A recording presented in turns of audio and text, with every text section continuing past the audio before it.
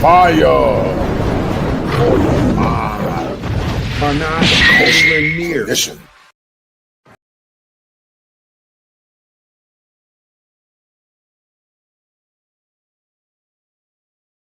Black men are not anywhere near the cancer of our community.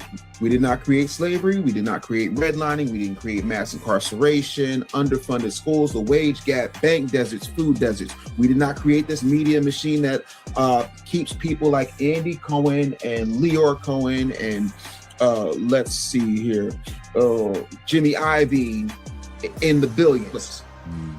So I'm not going to report for duty, respectfully, under a lie. I'll report for duty to build. I'll report for duty to lead. I'll report for duty to correct men who are wrong. I will report for duty to protect women and children. I will report to duty to rebuild families and confront broken systems. When we have people like David, when we have people like R. Kelly, when we have people like Diddy, I condemn that situation immediately. But I also condemn Clive Davis.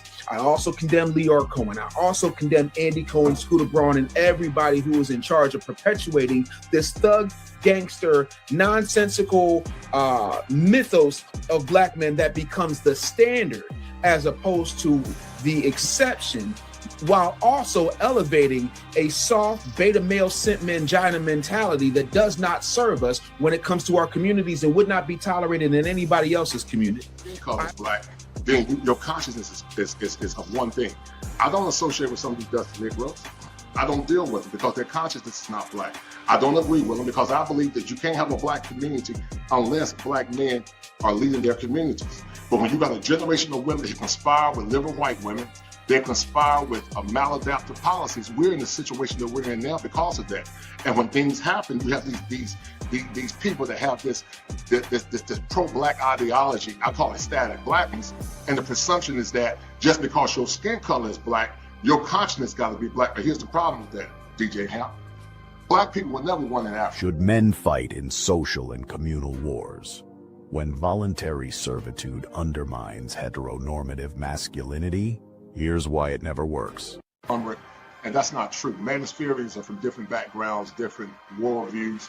One of the premises of my channel is that whereas men, we don't agree on all things or ideologies, but we come together as allies of a common cause, only to dissipate when the crisis is over. Black men did create the crisis in America. White liberalism, black women drinking the Kool-Aid created the crisis. And now, because of the state of the world that we're in, everybody tend to assume and associate false narratives associated with, loose black men that were invisible to those same women in the past. And so now the premise is, I don't know if you heard about this homosexual guy denigrating black men and saying black men are the part of the problem. And really that's a cognitive distortion in the clinical, because it's all predicated in something called overgeneralization. And gentlemen, it has now come to the time that we have a conversation. I've been saying for years on this show that black men need to have a conversation, black men alone. We have got to figure out what is going on with us. This is not something that black women can help us with. This conversation does not include black women. Black women stand down and stand to the side. Black men need to have a kumbaya amongst themselves, and I'm gonna niche this out a little more. And it's heterosexual black men. I'm gonna catch a lot of flack for this, but I'm gonna say it out loud with my whole chest. Straight black men are the cancer of the black community. That's where it starts and that's where it stops. Ladies, I'm here to tell y'all something. All this shit that y'all got going on, some of y'all, not all of y'all, with the gays and with the trans, let it go. Your issue is not a trans woman. Your issue is not a punk or not a sissy. Your issue is all of our issue. Straight black men. Straight black men are the enemy to the gays. Straight black men are the enemy to the trans. Straight black men are who are causing harm to the girls and the women. That's where it's at. Now, y'all can shoot the messenger. Y'all can call me all type of faggots on the Shade Room and all the other blog sites that's going to pick this up and I'll eat it. But you'll never see a situation where girls and women walking around saying they scared of the gay boys. They scared of their life for the gay boys. They don't want to be around the gay boys. It ain't nothing.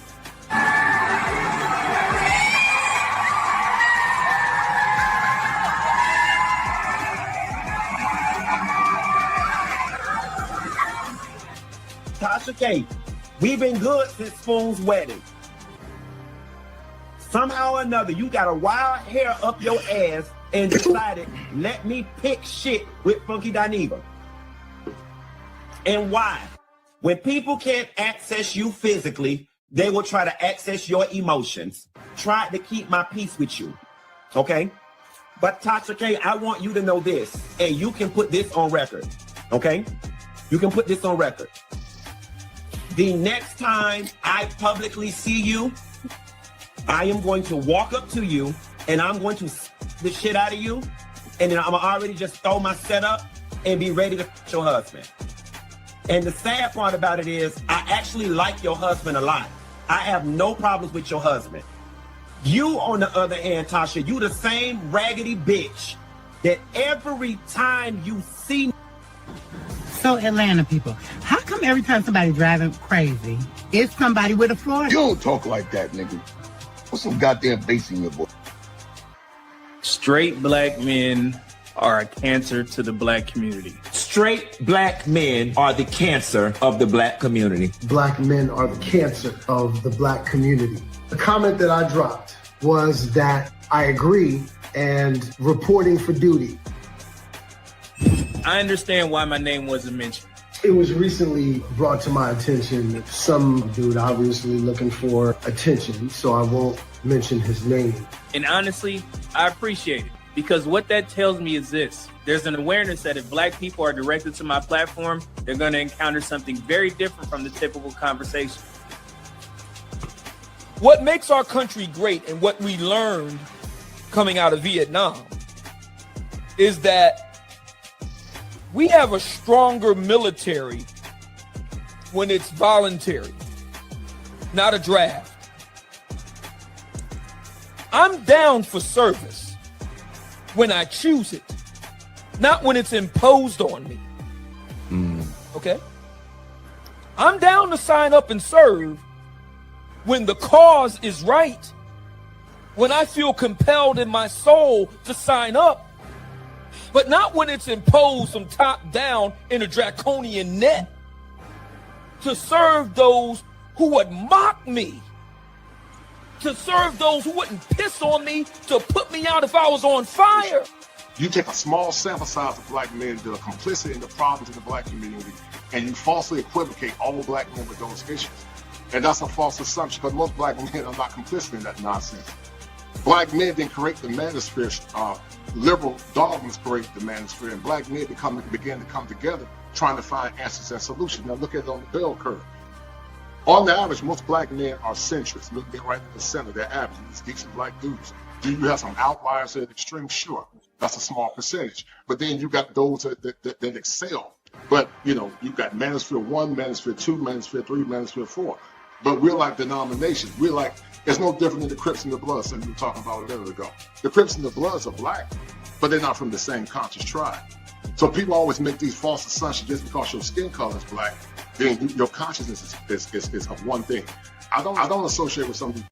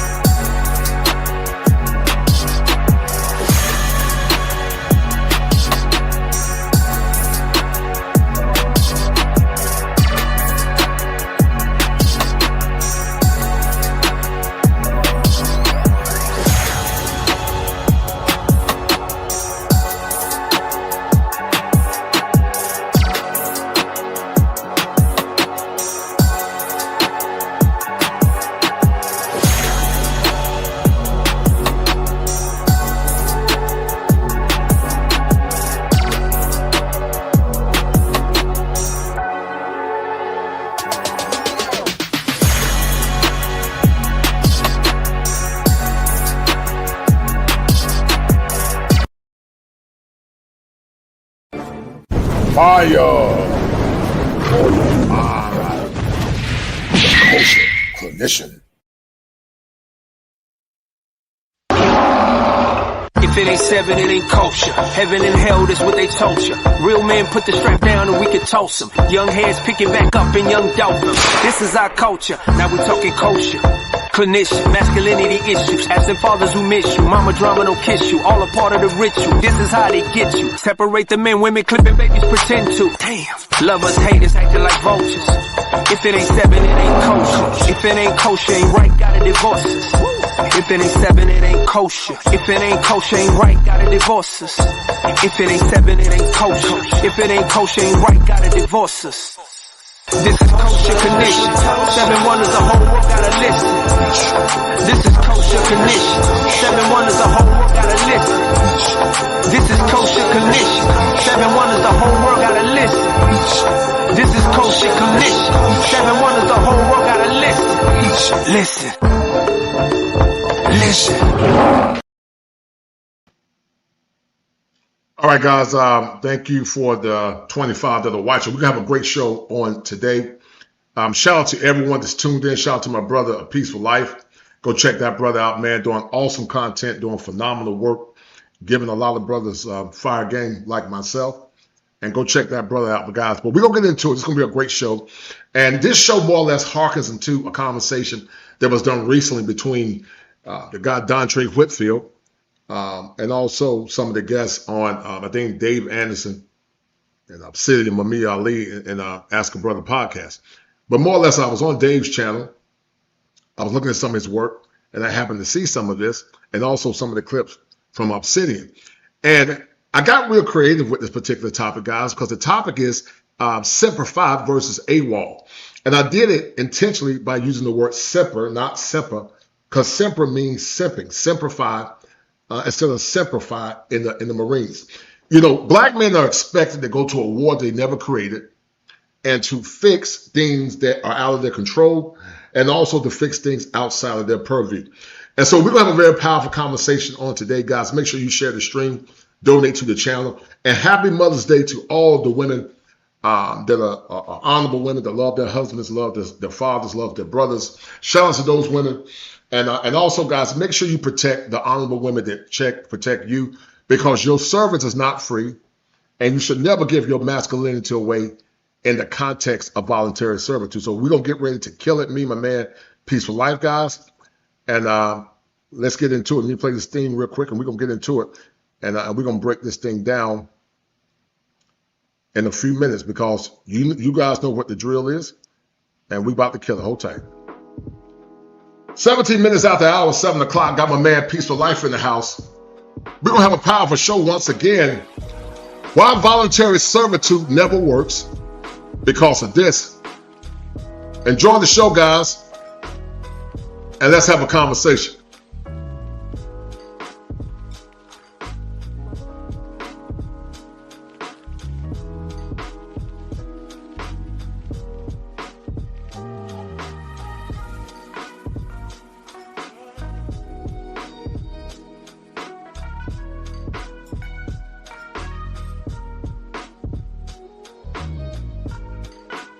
Bringing it to you live once again from the greatest state in the Union, the Tar Heel State, where the topography is serene, pristine, and verdant green, where every day is Father's Day, and where manhood is part of hills and valleys, victories and failures, and whereas men, we don't agree on all things or ideologies, but tonight we come together as allies of a common cause, only to dissipate once the crisis is over. Now listen, I'm about to drop some fire for your mind. But before I drop that fire, let's explore why we are doing the Manhood Chronicles. All right, guys, thank you for tuning in. I got my man Peaceful Life in the house, guys, and we're going to kill it. But before we get into it, guys, I want you to look at this thumbnail. And I created a new term. And, you know, people love to steal your ideas. So if you guys ever hear this term, you know that I was the first one that created it. But it's called AWOL. And AWOL is an acronym for American Women Offer Less. And AWOL is also synonymous to the military, because often in America, black men, white men, men in general, are asked to serve in a war that they never created, but also to serve in a war where they have no power. And there was a song back in the 70s called, or the 60s called War. What is the cause for? Absolutely nothing. And so AWOL is a new term that I created. American women offer less. And then more or less premise, the basic premise of AWOL is that I didn't leave my post. I left the battlefield that no longer served my passion. AWOL isn't running. It's about men reclaiming their power. So without further ado, I'm going to bring my man Peaceful Life on. We're going to break down this concept together, a new term that I created, because it's fitting. It makes a lot of sense. Because when you are a soldier in a war, your mandate is not to serve or give your servitude away voluntarily without demanding something in return. True heteronormative masculinity does not give its power away for free. It demands something. And the only time men give their power away is when those women are under their structure, under their guidance, and also under their authority. But they never give it away for free. So without further ado, my man Peaceful Life, we're going to chop it up a little bit. He's in the background. But what do you think about the concept Peaceful Life, AWOL? This is a new term that I created because you know I'm kosher. I'm going to always keep it kosher, man. And it stands for American Women Offer Less. It's the new mid-toe because there are people, Peaceful Life, that are expecting men to serve. And some people have told black men that, Dontre Whitfield say that every man ain't built for this. But I would argue that every man ain't built for simping because men are getting tired of being simps. I call it simplify versus AWOL. So what do you think about the concept, man? What do you think about the concept? And how are you doing, by the way, brother?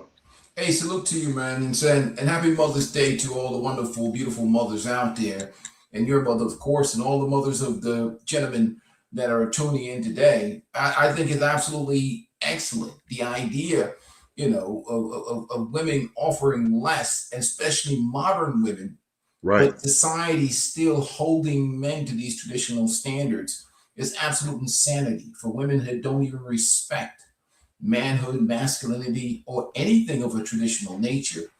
It is absolutely ridiculous, to be honest with you. To think about it in that terms, these conversations, and I noticed, and you've noticed it, we've talked about it, we always talk about what men are supposed to be for everybody else, what men are supposed to do. Yes, the sir. measure of manhood, masculinity, male sacrifice, how masculinity should be measured or used or purposed. But never, ever, ever, ever do we really have deep dialogue of what's the feminine burden of perform. What should they bring to the table? What should they be? How? Right. Are they supposed to be worthy of receiving? What are they supposed to do to be worthy of being under the cover or the leadership of a man? And that's never really discussed. Right. And you're 100% correct, man. And I stand on what I say. And I'm going to give you a synopsis because true masculinity does not serve without getting something in return. And I came up with the word AWOL, American women offer less, because they do offer less, and less is expected of them. And therefore, in behavioral modification of Peaceful Life, when you give people your power without demanding something in return, then it's no longer relationship symmetry. Right. Some say that you should give because that's what men do. No. That's compromised masculinity. Compromised masculinity does not give its power away for free. Because Frederick Douglass said that power never conceded to nothing without a struggle. There's a struggle going on in these relationships in modern times. And we see it in the clinical world where you look at the guy, I can't think of his name, Stephon Diggs was falsely accused of domestic abuse. He could have lost all his livelihood. He could have been severely impacted. And I'm going to break down parenthetically the fallacy and the notion that these women are our women. Once again, shout out to all the virtuous, honorable, noble women that love, respect, and honor their husbands, their fathers, and also their brothers and their sons. My heart goes out to you, ladies. Salute to you. But simplify is the term that I created also, as well as AWOL. And simplify is not the same as simper. Simplify in the Marines mean faithful and truth, always faithful and true. But you can't give your power away for free. Because let me tell you something, a peaceful life. You know, and I know that masculinity is expensive. It's not cheap. And I'm going to prove to you throughout the annals of history, and also what the men of the past did, that men never gave their power away for free, because in true relationship symmetry, there has to be positive reinforcement. And so when people keep asking black men of these foolish demands that, you know, men should step up just because, that's a fool. That's like asking a man that doesn't protect and provide for his woman and asking her to step up and be nurturing and kind just because. That's enabling and reinforcing bad behavior. How would you respond to that? Well, I totally agree with it, but the fundamental issue is we're dealing with a certain type of, you talked about projection before. Right. And many times we're dealing with men who don't have power in their own home. That's it. They don't have power in their home. That's exactly what it is. Right. And what they're doing is they're trying to grab masculinity by the bullhead, redefined it in some, it's almost like simp tap dancing. Whereas, you know, they're going to try and become this super accommodating masculine man, which is basically when you talk about, they talk about leading by example, or I don't tell my woman what to do, or things of that nature. They try to water down leadership and make it all about men overperforming, just overly compensating and holding women to no standard or burden of performance at all. Right. It is this perverted form of just basically, it's really you know, crawling on your knees and bowing down to every whim of the woman, because we're dealing with a lot of men that come from matriarchal culture, right, doing everything possible to accommodate women, not being held to any standard or not even being asked to be worthy of anything.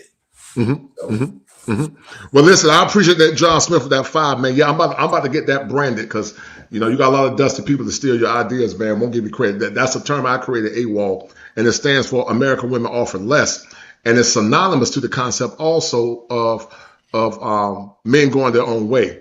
And listen, I'm not against love, a peaceful life. I'm not against relationships, but I do believe that if you're going to be in a relationship, you got to come in that relationship having some power. Shout out to my man, also Black Man Unfiltered. How you doing, brother? Shout out to him. But when I heard, I was looking at Dave Anderson, I was looking at some of the clips by Obsidian on his channel, and when I saw that, I was somewhat perturbed by it, because it seemed like it was a psyop conversation. It seems like it was a psyop. And I know, and you know, that you worked in law enforcement. I worked in law enforcement. Right. And what I've learned, Peaceful Life, is that you can't have a strong community, you can't have a structured community if you don't have discipline. You got to be disciplined first. Right. Any profession that you go into, you got to have discipline. Would you agree with that? Totally agree. So after discipline comes structure, after structure comes order, after order comes provision and protection. Would you agree with that? Totally agree. So when you got discipline, the woman, it's incumbent upon the woman to be disciplined first. And the conversation that females versus women is really a non sequitur to some degree. And what I mean by that is that even if you are talking about women versus females, I would argue that a larger populace of women in modern time are women versus females. There are some good, females versus women. Shout out to the good women that are genuine women that are trying.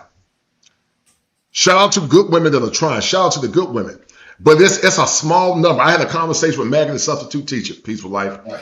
And she said that in her wife class, she said it was only a small percentage of women that qualified as wives or were consistent with going to wife school. And I came up, like I said, with the acronym AWOL, because men are going their own way. And AWOL in the military stands for absence without leave. Basically, men are saying, I'm not asking no permission. I'm checking out. I'm gone, because it's a lot of labor and intensity in dealing with someone that does not honor you, respect you, and obey your leadership. You know, it's so bad now, a piece of life telling somebody to obey them. It's almost like some form of sacrilege. How would you respond to that? Absolutely. And again, it's almost, you're basically Mr. from the color purple. You're wrenching the word submission or obey. Or are they going to put some type of transactional standard upon that? You paying all their bills and paying for this and paying for their, even if they have kids or whatever else, they want you to sponsor it. It's all transactional in that conversation. Right. But the reality of it is that when you listen to these guys, and they don't even, if you try to create a conversation of any type of female responsibility or obligation to receive traditional masculine benefit, what you end up with is a situation where these types of men, they're going to double down on this hyper masculinity talk to distract you from holding women to account. Well, then you're talking about, then it's it's because of who you choose, or right. They're going to switch the goalposts and move it around because they don't have the ability, or they're afraid of holding women to any standard because, one, they would lose their audience, they would lose money. Right. They're afraid of, and many of them are just afraid of women. They're afraid of the repercussions or the backlash from they would get from matriarchal culture, and they focus it beaming light on men and just going at men. That's why we talked about it before, why so many men left the church. Because every Sunday and every Wednesday, the pastor's beating down on man and male responsibility, and the pews is being loaded with baby mamas and retired 304s, and there's no accountability. So they don't even require women to be good people, because everything will be. Look at this. Peace of life. Look at this, man. Tammy said, obey. And guess what? Tammy's proving our point. But expect men to go out there and die for them. Right. Tammy, thank you, Tammy, for saying that. I appreciate it, Tammy, because Tammy is proving our point. Black men are no longer, and white men ain't putting their lives on the line if you're not going to obey their leader, obey them and honor them. No. She's proving my point. And so I respect this man named Dontre Whitfield, but his worldview is highly compromised, because this is what you're dealing with now, Peace of Life. You're dealing with compromised men and defective women. And I'm going to break that down parenthetically in a minute. And all this nonsense about they're your women, they're not your women. No. They don't belong to you. They belong to the government. And they're government women. They're government women. They don't belong to you. because for this woman to say this, and she's proving our point. Listen, you tell me a war where soldiers going to fight and put their lives on the line, and they're not going to get any service back in return, which is obedience. Listen, you and I both got law enforcement background. Is that true? Yeah. If you are called to service as a commissioned officer, or as a police, or in the Army or the Marines, you got to do something as well. You got to serve. You got to obey. Oh, absolutely. You got to obey the chain of command. If you don't obey your chain of command, guess what? You're getting kicked out.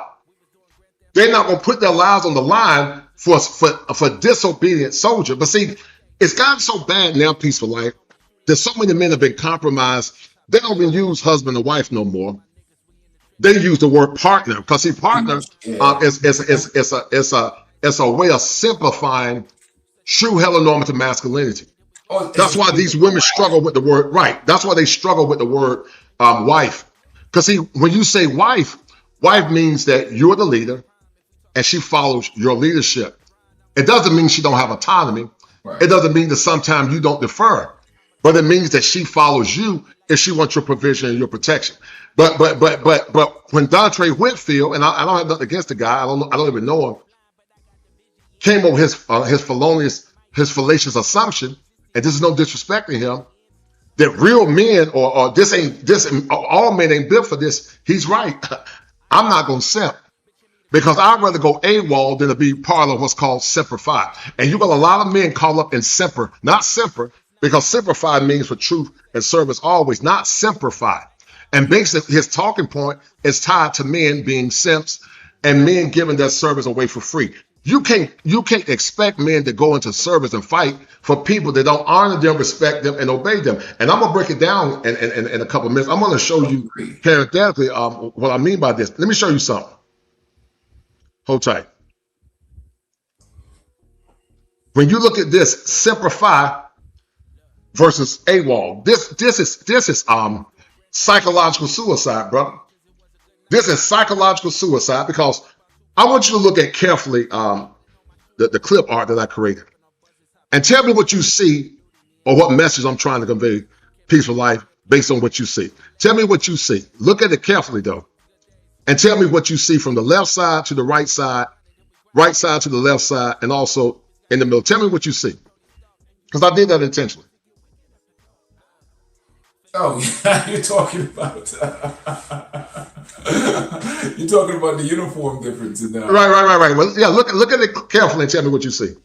Oh no, just the difference in the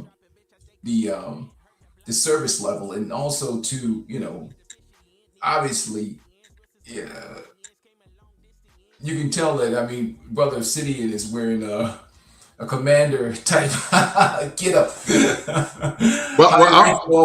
I'm gonna tell you what's deeper than that. Go ahead. The red overlay from Obsidian symbolizes being red pilled. Right. The pink overshadow around Dontre Whitfield symbolizes gynocracy. That's what it symbolizes. Oh, you talk a lot, but he matriarchal male. Right. So the shallow of him, his shallow is tied to a gynocentric worldview. Obsidian is tied into a red pill worldview. Meg Thee Stallion is tied to blue pill. They expect men to be blue pill simps. And my job as a therapist is to diagnose and break it down, because I'm in the background analyzing everything. Right. And that's why I came up with Semper Fi versus AWOL, because the pink pill and the pink overlay symbolizes gynocratic thought. Red pill means to say, I'm not going to give my power away from free. That's AWOL. And that's why I did it intentionally like that. Because for too long, black men are giving their power away for free. And once again, AWOL as it relates to women, let me read it real quick, then we're going to get deeper into it. AWOL means to remove AWOL is absent without leave. You remove yourself from a system that no longer serves your peace, purpose, or priorities. What do you think about that?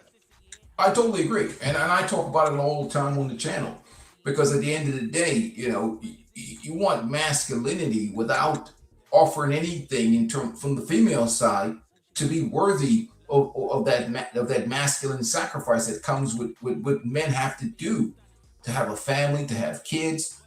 Or you expect men to protect women who basically hate men, despise them, disrespect them, and think very little of them.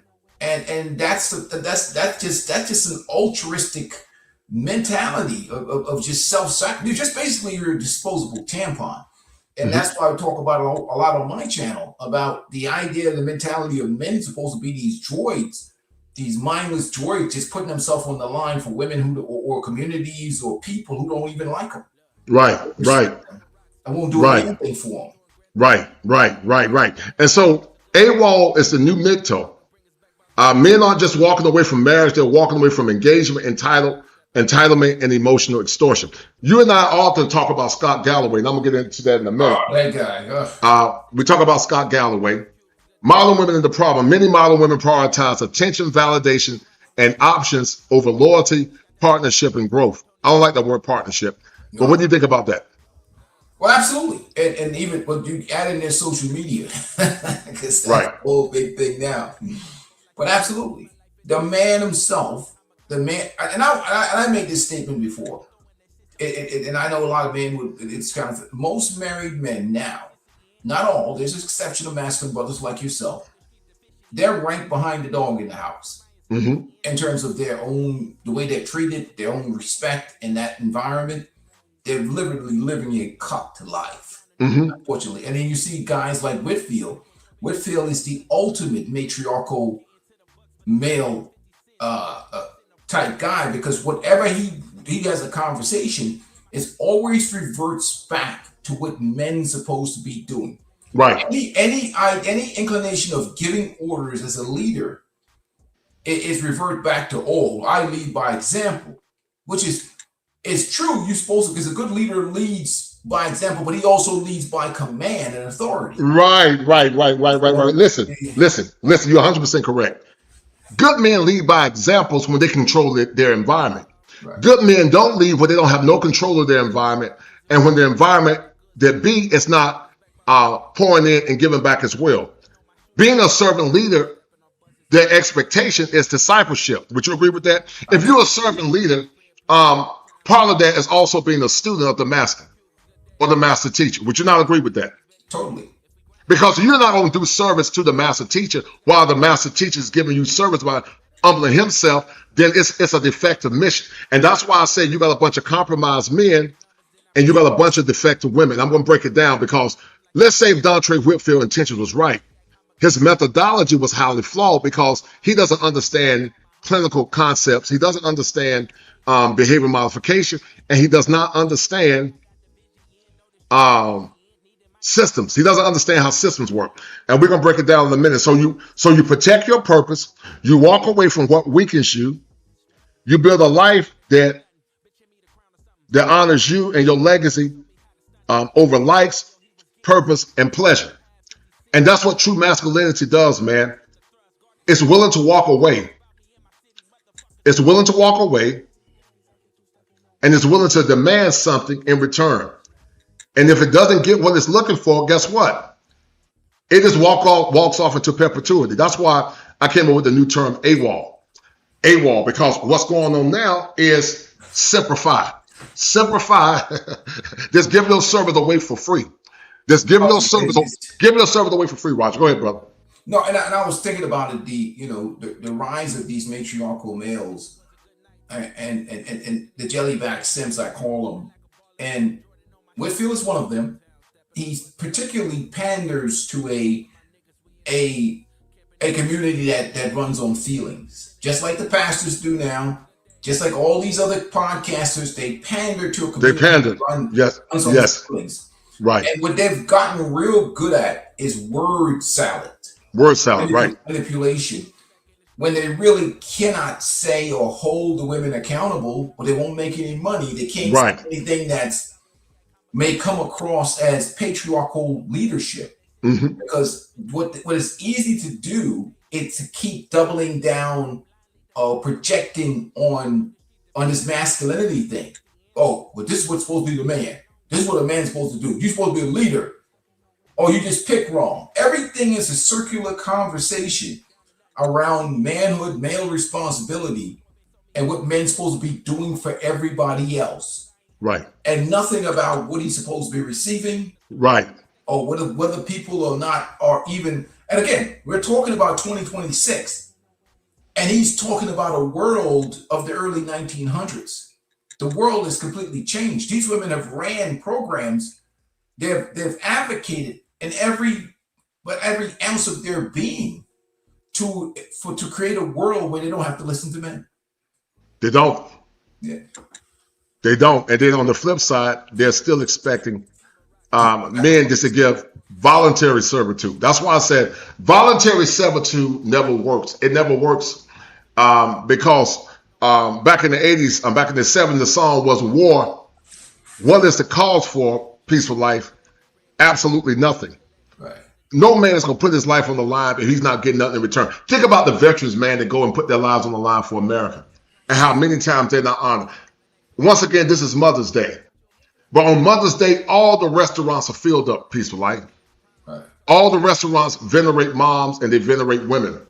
But when Father's Day comes, guess what happens? Guess what happens when Father's Day comes, man? Crickets. It's crickets. No honor, no respect, no nothing. And the woman named Tammy, shout out to Tammy because Tammy proved my point. She proved my point as to why men are saying enough is enough.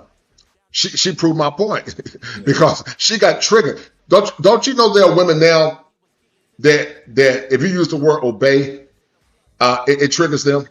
Oh yeah, absolutely. They don't want to hear nothing about being submissive or obeying their husbands. But yet these are the same women, peaceful life, that call themselves Christians.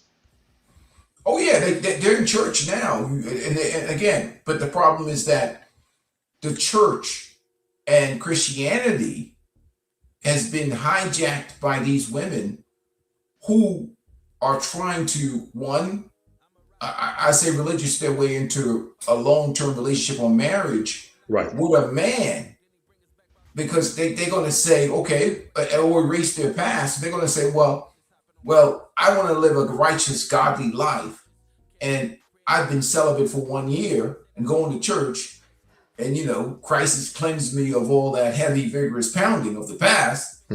And if you're a godly man, you should want to make an honest woman out of me, despite the fact that you're a guy number 45. And you know what I mean? Like, and that's the way to muscle men, because I did a video the other day by Clay Thompson. Clay Thompson was a destroyer of hope. He took away hope. That means that he would have validated that you could be a 3 or 4 your whole life, and get with a 1% man. So when he destroyed hope, I always say these women are gonna have to double down on religion. How are you gonna get that ball into the end zone? Religion is the Hail Mary now. So you're gonna have to use religion to get men to sign up for marriage MSRP on these women, because again, a lot of them have mismanaged their youth. They bought into the feminism, the sexual liberation, as opposed to making marriage the first stop on the life's railway, or the sexual liberation railway. Marriage should be the first stop. They made marriage the last stop. So how do you get them into the end zone? You use religion. Religion is the weapon now. Religion is going to be the huge weapon that's going to be used 2026, 2027, and beyond, because of the economy, the way the economy is right now. I mean, this shit is, stuff is, I'm sorry, but stuff is high, man. It's high, man. It's high. It's high, peaceful life. It's extremely high.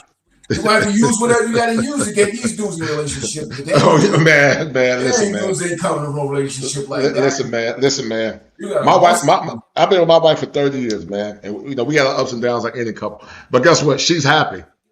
Because she's in good shape. A lot of these chicks gonna be in bad shape, man. Man, these dudes ain't trying to sign up for that relationship. They're not trying to sign up for it. And listen, it doesn't mean that you and I are against relationships. I'm not against relationships. You're not against a relationship. We're just against scammers. Right. We're not against relationships. But I don't believe in love for the sake of love. I do believe in love for the sake of principle. And if they're looking for love, or they're looking for money. Right. Well, they're probably looking for both. They're looking for money. That's so they're looking for love. Right. They're probably looking for both. Money. That's the other guy. If she wouldn't have dated you when she was 22, 23 and hot, and she over 30, the missing ingredient is your money. Right. That's what's missing. It ain't you. Don't even get delusional about it. The missing ingredient is your money. Right. Well, why else would she want to be bothered with you? Right. Let me read the super chat real quick. Piece of life. Shout out to KP for KC5. He said, "Daddy government has kicked Keisha out." He's right. Yeah. They must find their way in the wild. The symptoms of a simp must be broken down. The fight to be a septavius continues. Those are the symptoms of a simp. Shout out to my man, my brother Wade Johnson. That's my dog. He said, Whitfield aligns with Cheyenne Bryan. He holds her in high esteem. If you hold Cheyenne Bryan in high esteem, then that proved to me everything I need to know about this dude. She's got to falling out with the sisters now. They mad at her now. Well, of course they mad at her. Yeah. And listen, once again, I don't have nothing against Dontre Whitfield. I don't even know him. I think he's an actor, but nothing against him. But his methodology is a flawed methodology. And I'm gonna break it down in a few minutes to prove my point. John Smith said Tammy shows an issue of the community, a group of Keishas who want to do what they want to do, but shocked by predictable chaos that results. Yeah, they're shocked. Yeah, oh yeah. And this person said it doesn't even matter. Leave American women alone. And that's why I came up with the acronym AWOL. American women offer less. They offer less. They offer less. Tammy proved our point. Shout out to Tammy, not against Tammy. She proved our point. KP from KC Foster, never house a stray. IYK. I don't know what that stands for. IYKYK. And shout out to my man. Top Gun, salute, my brother. Shout out to Top Gun, man. He said salute, brothers, no doubt. Let me show you something, man. A peaceful life. I'm gonna show you something, brother. Because Leslie Jones proves my point. But look at this moose. But hold on. Let me show you something. Hold on. Leslie tells women to rebel, and the internet went crazy when she said this. A powerful man. I do. So a dominant to your submissive. I'm not submissive. Could you be a trad wife is what I'm asking. Trad wife meaning like I'd be at home and no. Like making Oreos from scratch. I don't absolutely not. Why not? Because that's not who the I am. And my daddy didn't raise me like that. To be a trad wife. To be anybody's wife. My dad used to literally say that to me. I didn't raise you to be somebody's wife. Better for worse. For better. Now, peace of life. If you know, you know. Okay, got you, brother. Thank you. Leslie Jones, Tammy, and many modern women prove our point about AWOL. And why we can't be complicit and simplify. You got men in their own marriages, homes, where their wives don't even honor them. They don't honor them, they don't respect them, they don't obey them. And that was the gold standard back in the past. But you want black men, just because their skin color is black, peaceful life, they give their time, their attention, their power, their money, their resources, and their life to disobedient women. Now, I'm going to prove to you that nowhere in the annals of history, nowhere in the Bible, nowhere in any psychological situation should a man sacrifice his power and his masculinity just for the cause of being black. That makes no sense. And I'm going to prove it to you in a few minutes. Hold tight. For richer, for poorer. For richer, for poor. In sickness and in health. In sickness and in health. To love. To love. Cherish. Cherish. And obey. To love. To love. Cherish. Cherish. And obey. No, hold on. Now you see that piece of like she's struggling, but Dontre Whitfield said that men should go back, and part of being men is just to do it anyway, because and just to do it anyway because that's the right thing, and that's not true. That's not a proper methodology for masculinity, right. Because masculinity is based on principles. Healthy masculinity is based on principles, it's based on expectations, and it's based on demands. If you're not willing to do that, then you don't get provision. And once again, I'm going to prove it to you in a minute. Hold tight. I'm not saying that word. Say it. I'm not saying that word. I'm not obeying anybody. I don't obey anybody, especially him. So you can continue without that word. Cherish. Now imagine this. Now Dr. Whitfield said lead by example. Now the way he lead by example, model by example, before you get married, just to walk away. He should have left that heifer at the altar. Yeah, oh yeah. And walked away. But watch this. There are two times peaceful life when you model the behavior you want to see. You model it when you're in a controlled environment.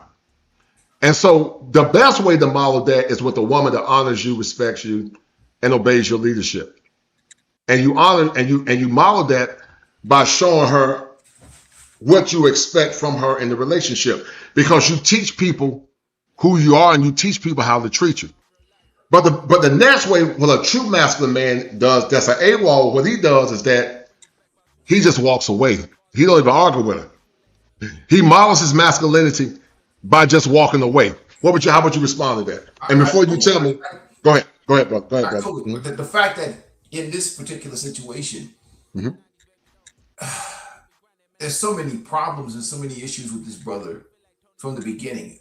We know what she is, but to get to this level, that just shows that there's something just horribly wrong. Go ahead, brother.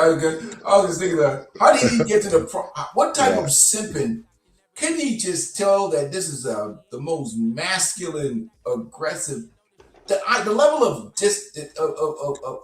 that some black men will accept of of what they would consider to be a tolerable female in their life, the mediocrity of the level of women that they will accept just to say that they have a woman.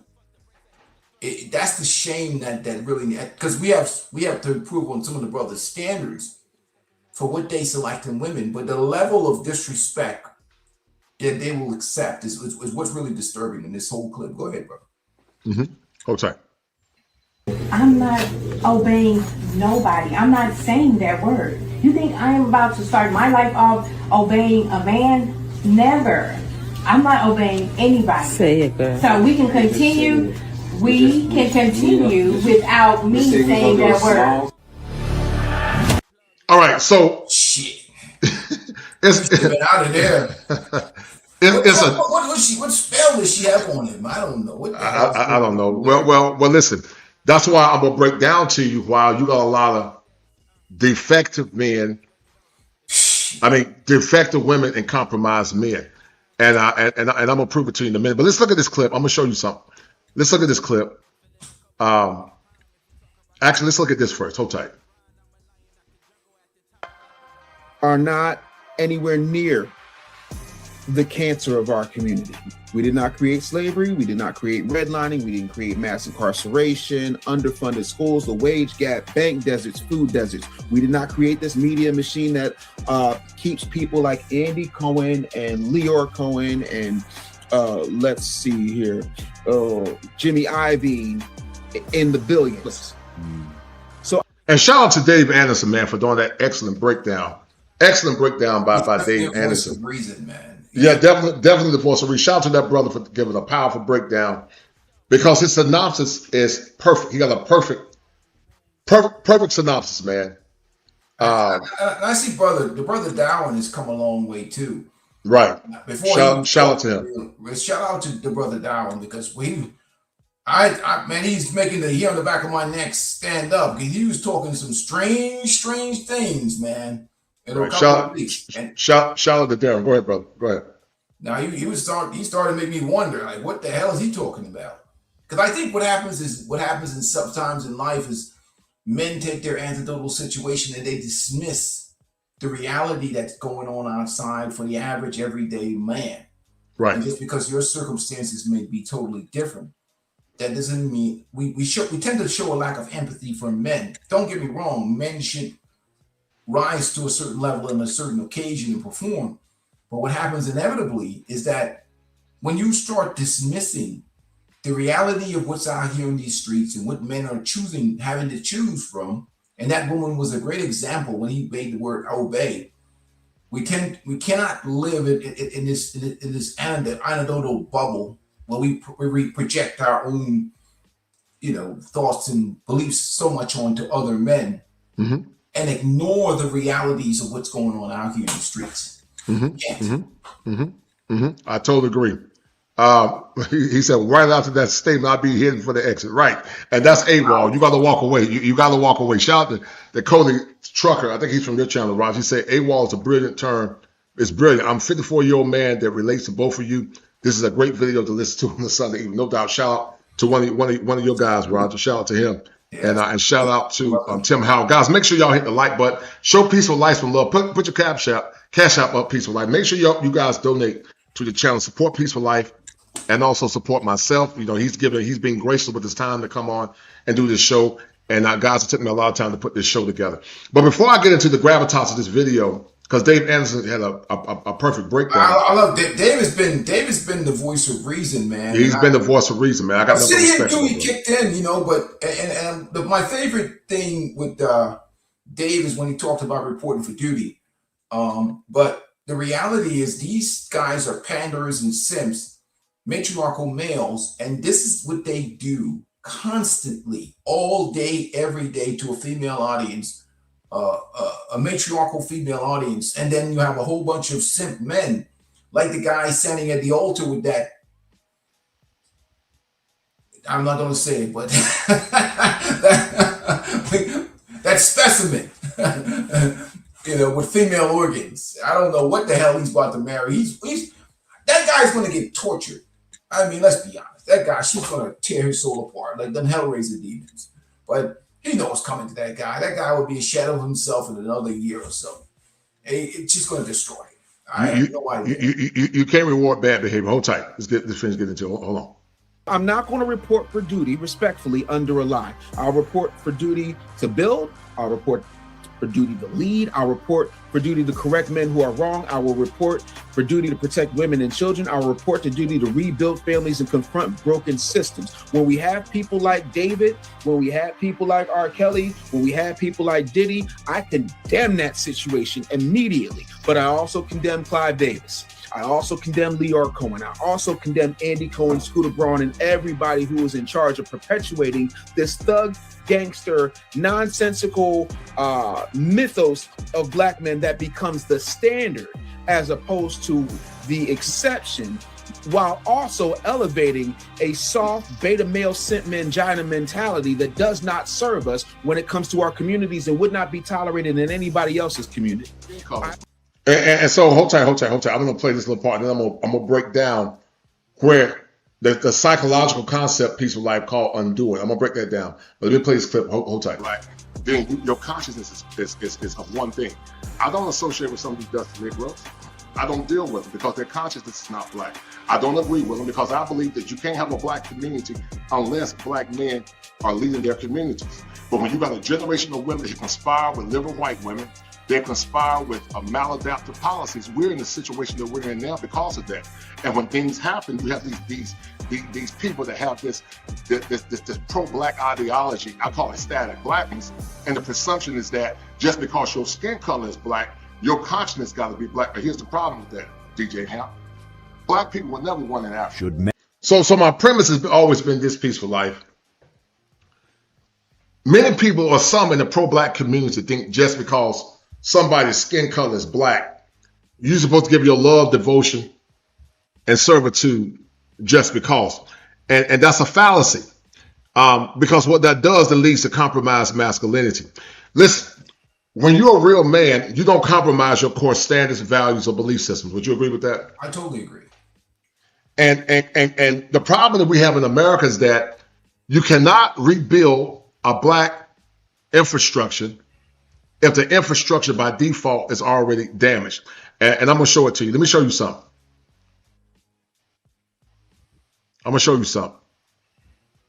Because, hold tight. Hold tight.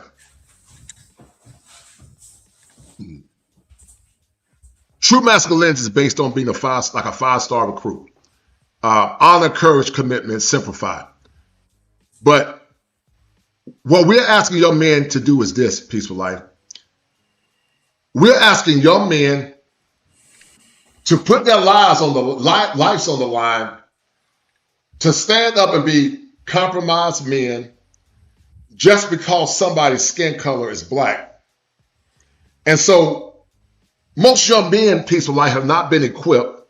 You and I was not 100% equipped to deal with this kind of central war that we're in now. And I will argue that it's worse now than it was in the past. And so how can young men that have been conditioned, they haven't been nurtured by the women in the community, they haven't been nurtured properly, some of them, they haven't been properly nurtured by their mothers, and you tell black men to navigate the landmines and the enemies that they can't see, and without giving them the proper equipment to deal with the warfare that's been waged on them psychologically. Once again, we just had the landmine of false accusations. That was Stephon Diggs. Stephon Diggs was in the courtroom crying, man. Did you see that? Yeah, it's a messed up situation. But go ahead. Like Whitfield and the rest of them, when they talk about leadership, they're really talking about leadership on women's terms. Right. He's not talking about patriarchal masculine leadership on men's terms. He really, that's why he's tiptoeing around the statement of telling women what to do. And that's why he's only defining the things that you need to be doing, for example, which eliminates women, man being a commander of his own home and him actually giving out orders that need to be followed. And I say a good captain doesn't give out bad orders. So he tiptoeing around giving people orders. which is actually what patriarchal men do. We give orders. I give orders. Even when I was in relationships or I'm at home, I give an order and I expect it to be followed. And that's the problem, that it's this watered down masculinity, this watered down patriarchy. And again, he's tiptoeing around that. The other guy at the old TV show, he's so desperate to have a woman that even in the state of mediocrity, he's trying to rationalize and almost beg her to be with him. Right. Because she's talking this talk. She really doesn't value or respect him, or even want to. She just, again, we're dealing with matriarchal culture. And what I think is the hard part, and what a lot of men, especially black men, need to put their ego aside and accept the fact that we live in a matriarchal, that they live. I don't live in that shit. Me and you don't live in that crap. In fact, many of the brothers watching don't live in that crap. They live and exist in a matriarchal culture, and you're dealing with a good, huge percentage of men like the Whitfield and them. I'm going to say it. They're bitch-led men. That's what you're dealing with. You deal with a lot of these guys that are compromised. They project. They're projecting because they don't have power in their relationship. Exactly. Right. They don't have power in their own relationship. Us men, what we supposed to be as men. But when they go home, you know, they can't say crap around there. Right. Basically, their internalized feelings become their outward projection to men, but it can't be their outward projection to the women in their lives. They can't. Because they know they're going to get excoriated. Let me tell you something. It'll be a cold day in Hades when I'm in a relationship, right? And my wife is dictating to me how I'm going to be a man. That would never happen. Because let me finish. I'm gonna let you cook. Because when that happens, Peaceful Life, I'm gonna start planning my exit strategy, and that's what AWOL is. You're a 5-star. I call you a 5-star Marine. I'm a 5-star Marine, and it basically means no simp, no debt. That's something you talk all the time. You call yourself a peaceful sexual. No drama, no regrets, and the mission is me. The mission is Peaceful Life. The mission is kosher. The mission is us. And basically states that I'm not giving my masculinity away for free. I'm not giving my power away for free. I'm not going to compromise my masculinity based on the environment and the culture and a gynocratic culture where my needs are not being taken care of and my needs are not being met. Go ahead, man. I'm sorry. Go ahead, brother. Go ahead. Yeah, I was thinking Dr. L just showed up in the chat, and I salute to Dr. L. And Dr. L was a captain in the police, and you know, you give orders. When a captain gives some orders, you don't sit around there saying to yourself, what if he lead by example? Of course he leads. He has example. He set example. He got to that right. But it's not open for debate, especially if it's a lawful order. If it's a lawful order, what has to do with the responsibility of your duties, you don't get to negotiate that order. Right. It's a lawful order. Right. And if you're a man and you're in charge of your household and you're living up to the standard of a man and you give a reasonable, rational, lawful order, it should be carried out. It's not a democracy or whatever. Somebody has to be in charge, the captain of the ship. And the fundamental problem is they want men to demonstrate or give masculinity on their terms. And in the Black community especially, it's all centered around what you pay for.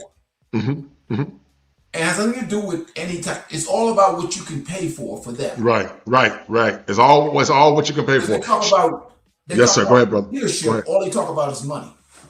Right. Always money. Shout out to Dr. L, man. Dr. L, I'm gonna stun on you a little bit, man. You see that? That's a bad 6'5" Marine, Dr. L. You know I be joking with you all the time, man.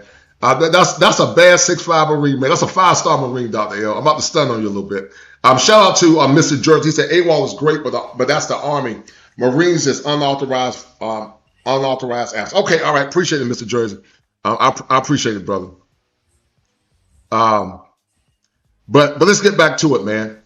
But the parts to the bottom piece of life about, because this was the updated version of hold on a minute.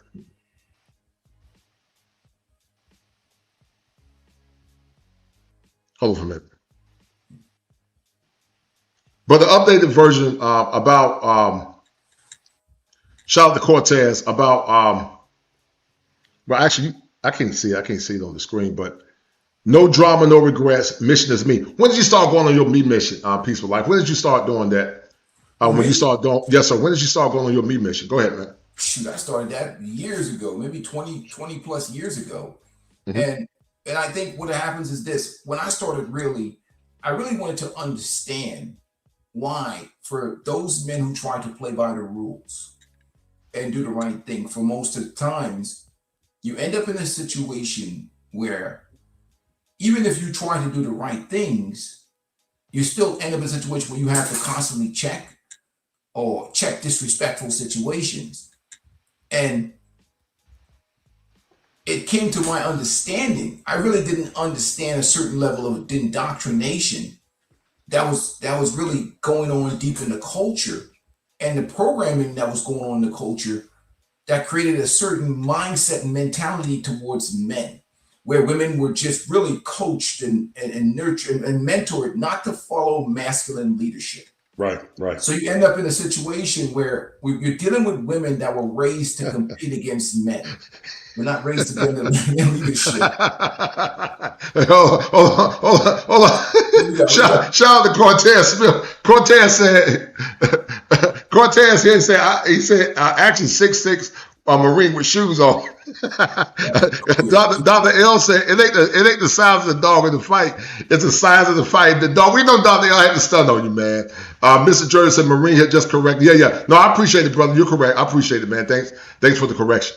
But this right here, Peaceful Life, is powerful, man. And I'm gonna tell you why it's so powerful.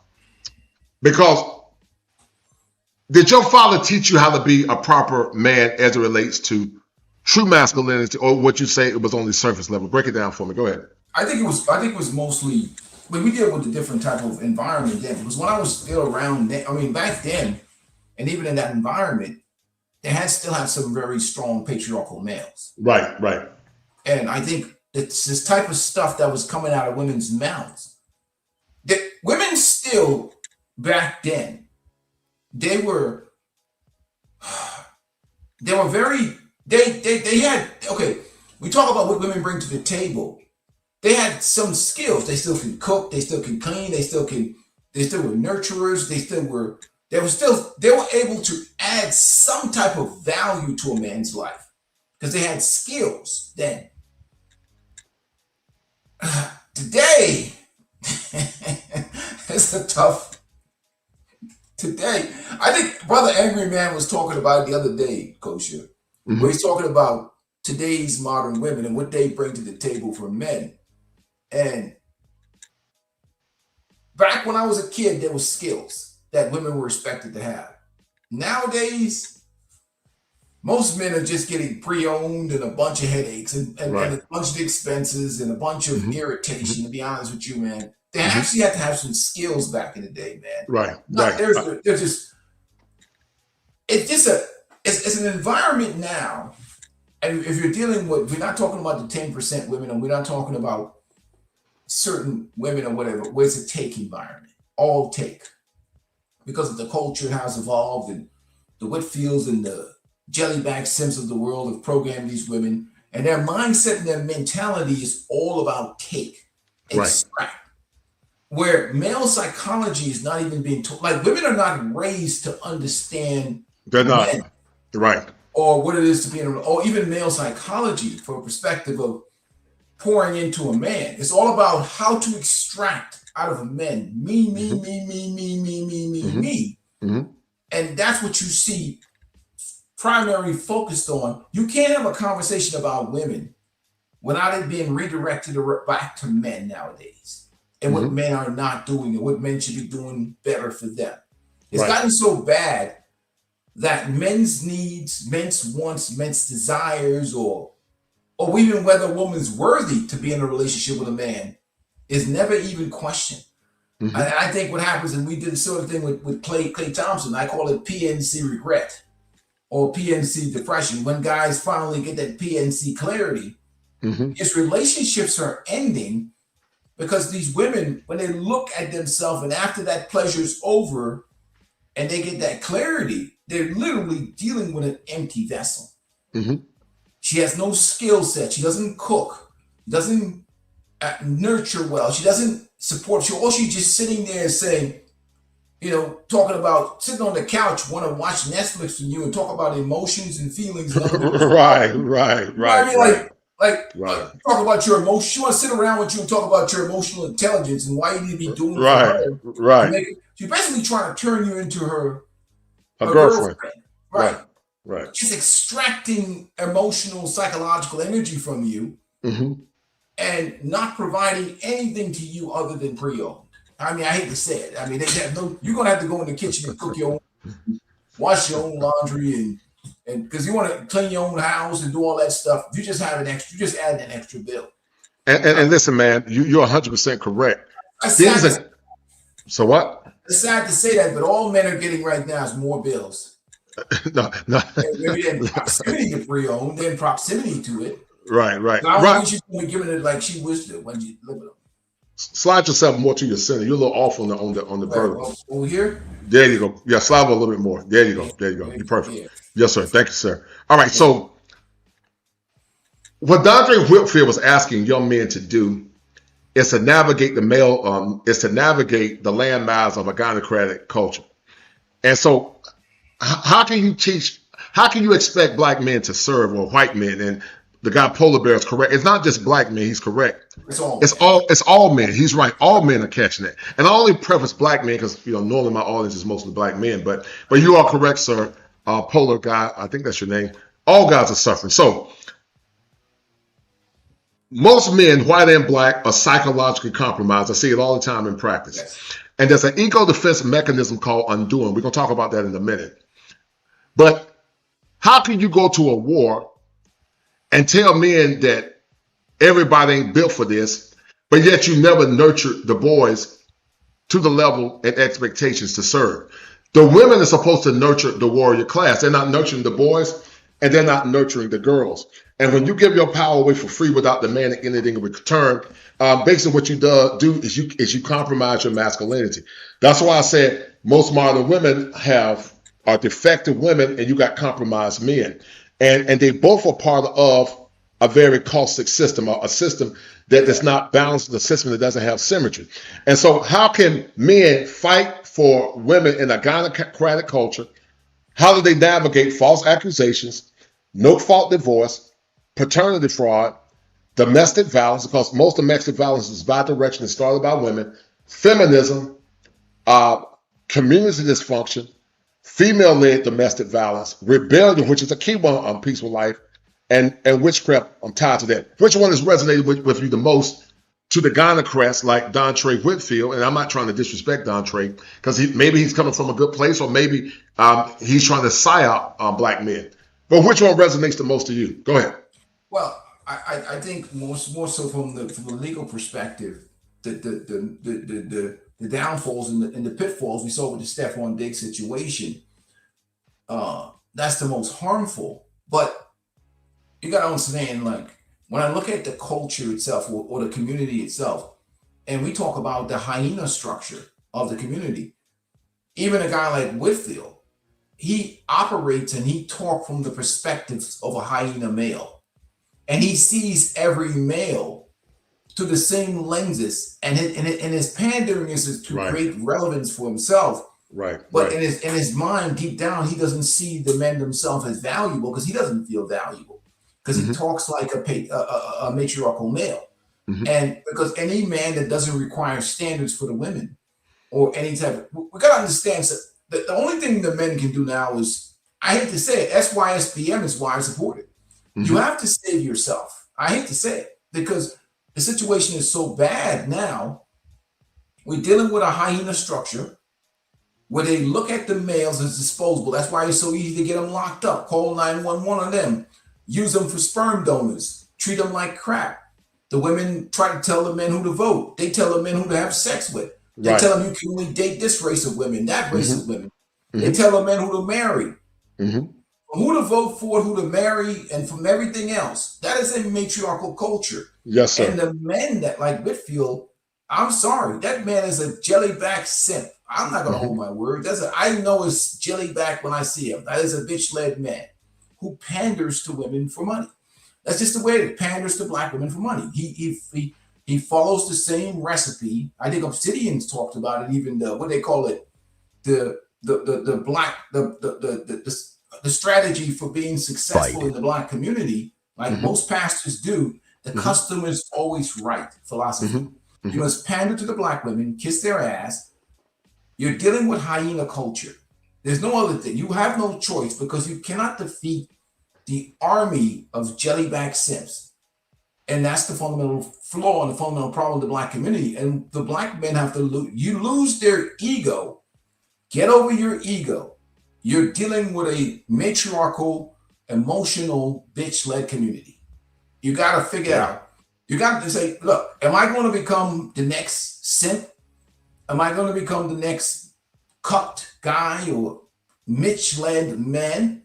And you're going to have to get out of there. You're going to have to. You have no other choice. There's too many of them. And that's why I said when people have these conversations, you know, they don't have the credentials or the background to put this thing together, because you're dealing with broken men and also broken women. And Frederick Douglass said, Frederick Douglass says it's easier to repair damaged children than it is to repair broken men. So you're trying to tell broken men to go fight for a war, but you got a generation of boys that have never been properly read. Right now, especially Black boys, they're reading that. Some of them still reading at a subpar level, while there's a percentage of the community that expect Black men to rise up. But you can't reward bad behavior. And I'm going to continue to prove it to you in a minute. Hold tight. Hold on. All right. So healthy undoing versus unhealthy undoing. So undoing peaceful life is an ego defense mechanism. Healthy undoing means that I did something wrong. I take responsibility and feel empathy. I make amends and repairs, and the result is reduced anxiety. The problem with the gynocratic culture is that 20 to 10% of Black men cause chaos, and the other percentage of Black men are in the process of trying to deal with the anxiety of expectations in the ego defense mechanism called undoing. That's an ego defense mechanism. And so healthy undoing is like, I did something wrong to you and I took ownership for it. But we live in a society where the broader society blames all Black men, which is overgeneralization, for the malfeasance of a few. And so what happens with healthy undoing is that you acknowledge your mistake, you take responsibility, you feel empathy, you make amends, and the result is that the guilt is reduced and you feel better. The goal is to reduce guilt and to restore balance. But that's why I say you have compromised men and defective women. Now, with the healthy ego defense, unhealthy ego defense mechanism is men are taught to deny how the gynocracy has impacted us in a negative way. We're taught to distract, escape, or overcompensate for the sake of approval. Right. We blame other Black men or justify bad female nature for the sake of validation. And the result is guilt remains, relationship damage, self-loathing grows. What do you think about the concept of healthy undoing versus go ahead. Go ahead. I totally agree. And that's I think you broke it down pretty well. I mean, eloquently. And you think about it, it goes deeper into the consciousness of what's going on, particularly with the men and the men in that community. Because I think what happens inevitably is a lot of them, obviously, they have, families, mothers and sisters and women, and then they're raised in a certain environment where a lot of their self-esteem has been beaten down on for so many years. And they've been trained to accept mediocrity is the problem. They're trained to accept lower standards. They're trained to accept lower standards from women, or even have low expectations, because a lot of them are being raised to take care of mama. And that's one of the fundamental problems that you see happening now. And from the time they're little, these little boys, especially growing up in a house without strong fathers in there, they're raised to be basically disposable to a group of women that are very, very much anti-masculine leadership. Right. And I look at the breakdown now. If you go down the list, You talk about, unhealthy undoing. We go down to the one that stands out even more. It's like guilt remains, relationship damage, self-loathing grows. There's all kinds of problems, And you went over there, number one, to deny and ignore the guilt, distracted or overcompensate. All these problems you see, and that's why, again, they've cultured Black men to accept mediocrity. Right. Women that are morbidly obese, women with multiple men's kids, with high body counts. Yes, totally agree. Extra testosterone, and are aggressive and are dominant and are mouthy. And these guys have put up with some man. I've seen some dudes where women we talk to them like they're complete and utter trash. Right. Stuff that a masculine man will absolutely check right away. But yes, sir. Right. Right. Models like that. Right. Right. That. So we're dealing with a whole change. Has a whole cultural change and mindset change. And mentality has to change. And that's why the critical point in how our channels exist. In the mindset and the mentality of the younger men, Gen Z, and whatever else. And I try to tell young men, you're not your mama's hero. Mm-hmm. It's not your fault that she can't get along with a man.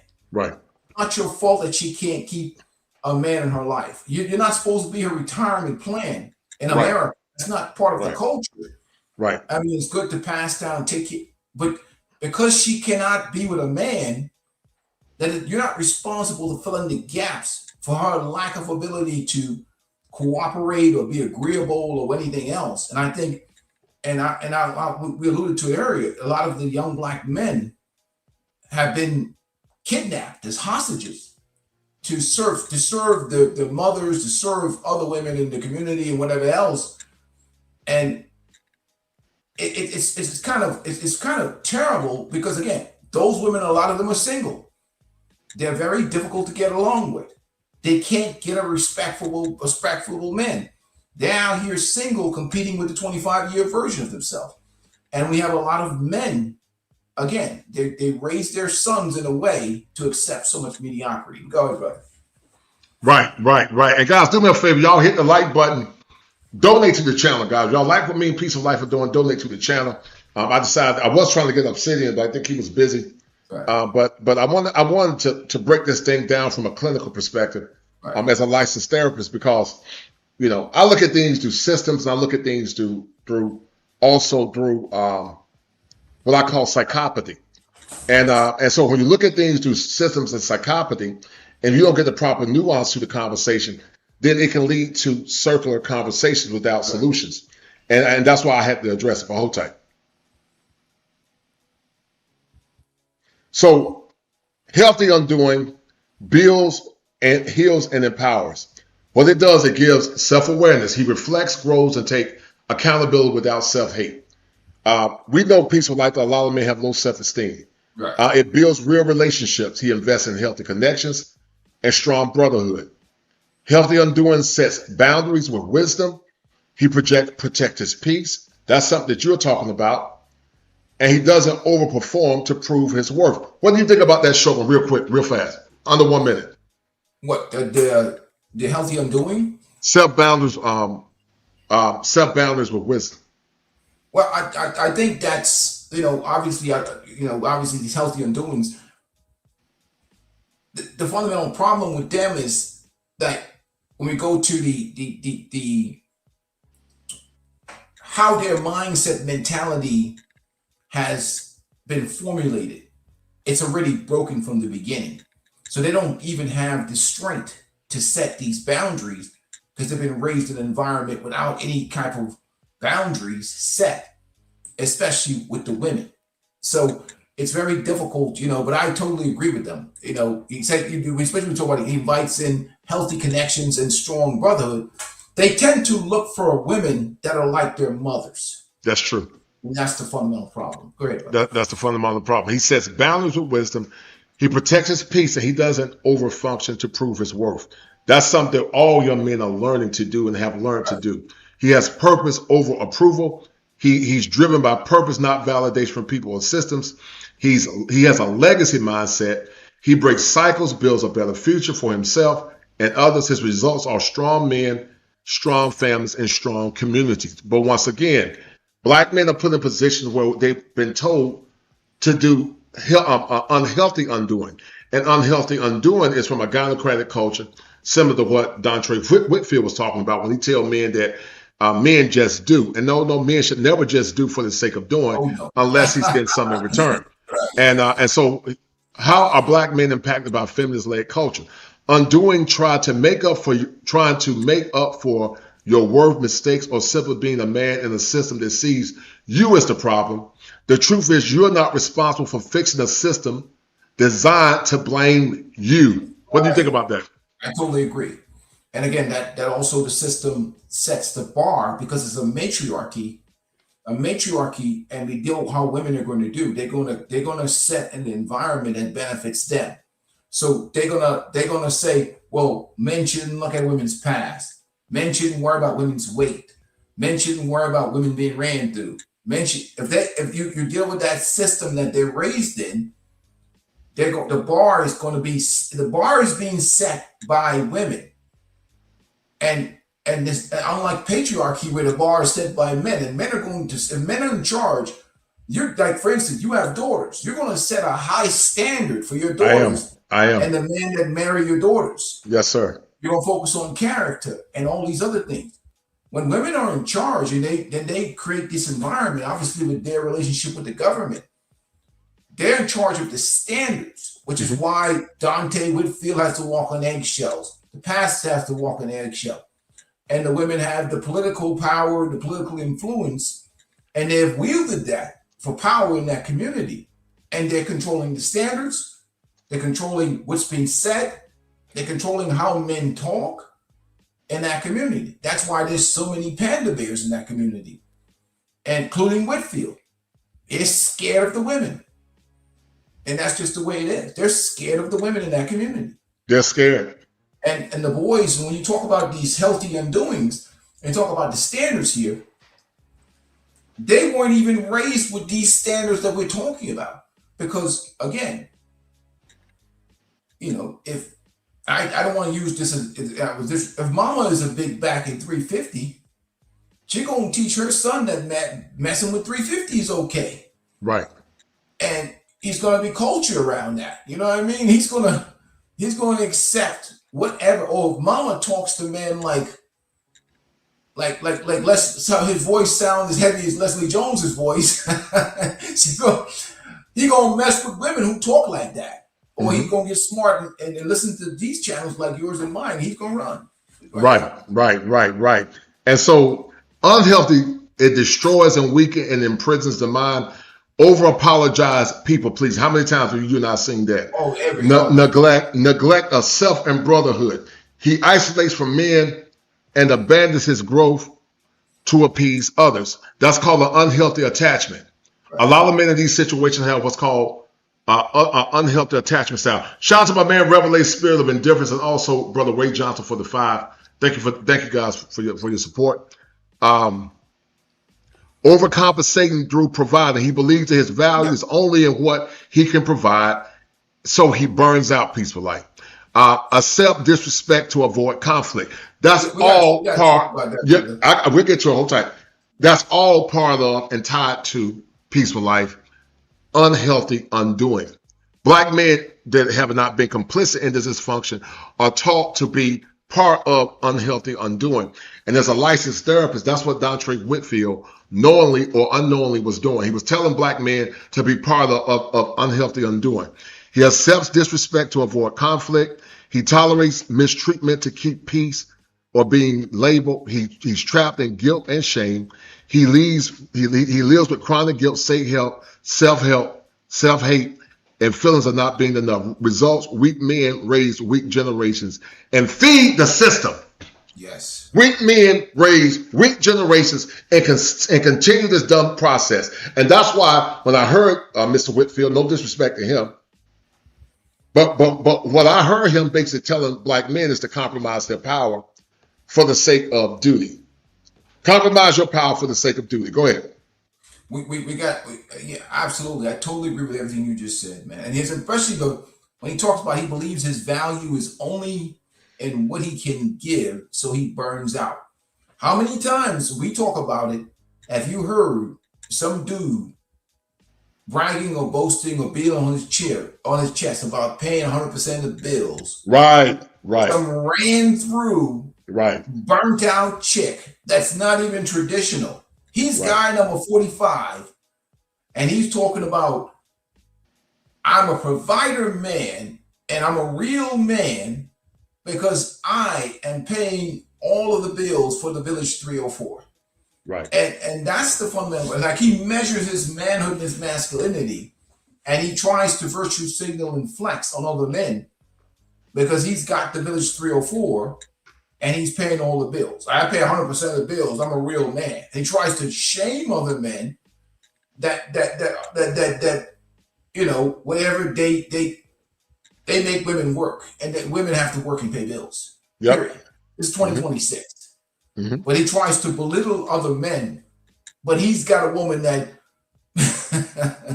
wouldn't even touch him without the money.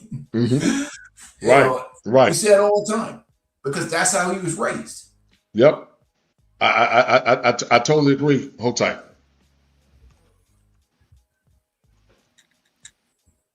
Hold tight.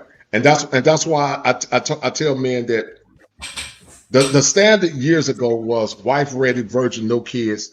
And part of the social contract was sexual exclusivity, and you having power and leadership and authority in your home. And I agree with you. It ain't no flex paying all no bills, because like I've always said that. Paying all the bills for what you said, yeah, but for the Village 304, hell no. Exactly. And I'm gonna tell you something, man. The way this world is now, and the struggles that people are going through, man, it's getting worse, man. A lot of these women gonna be in a lot of trouble, man, because part of it, they're under the curse for being disobedient to God, and they're under the curse for being disobedient to their husbands, and they're gonna be in a lot of trouble, man.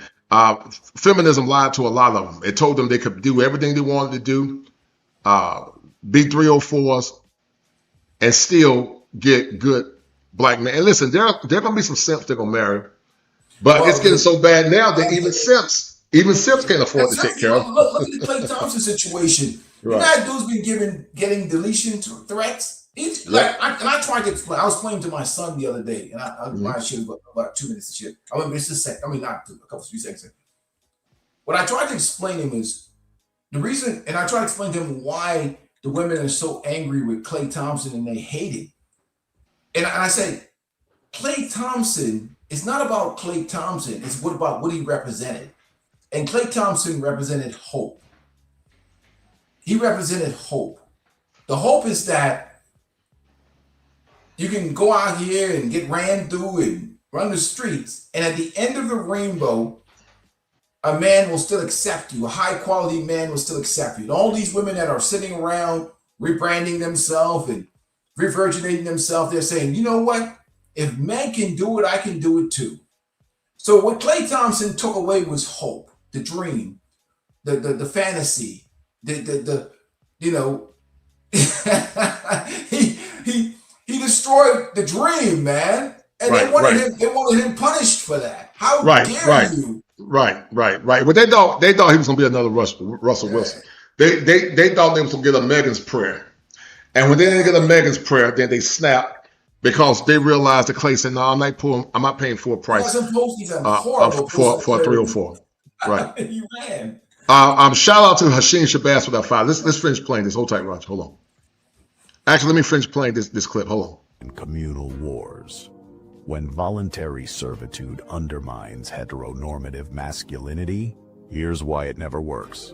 And that's not true. Manospheres are from different backgrounds, different worldviews. One of the premises of my channel is that whereas men, we don't agree on all things or ideologies, but we come together as allies of a common cause, only to dissipate when the crisis is over. Black men did create the crisis in America. White liberalism, black women drinking the Kool-Aid created the crisis.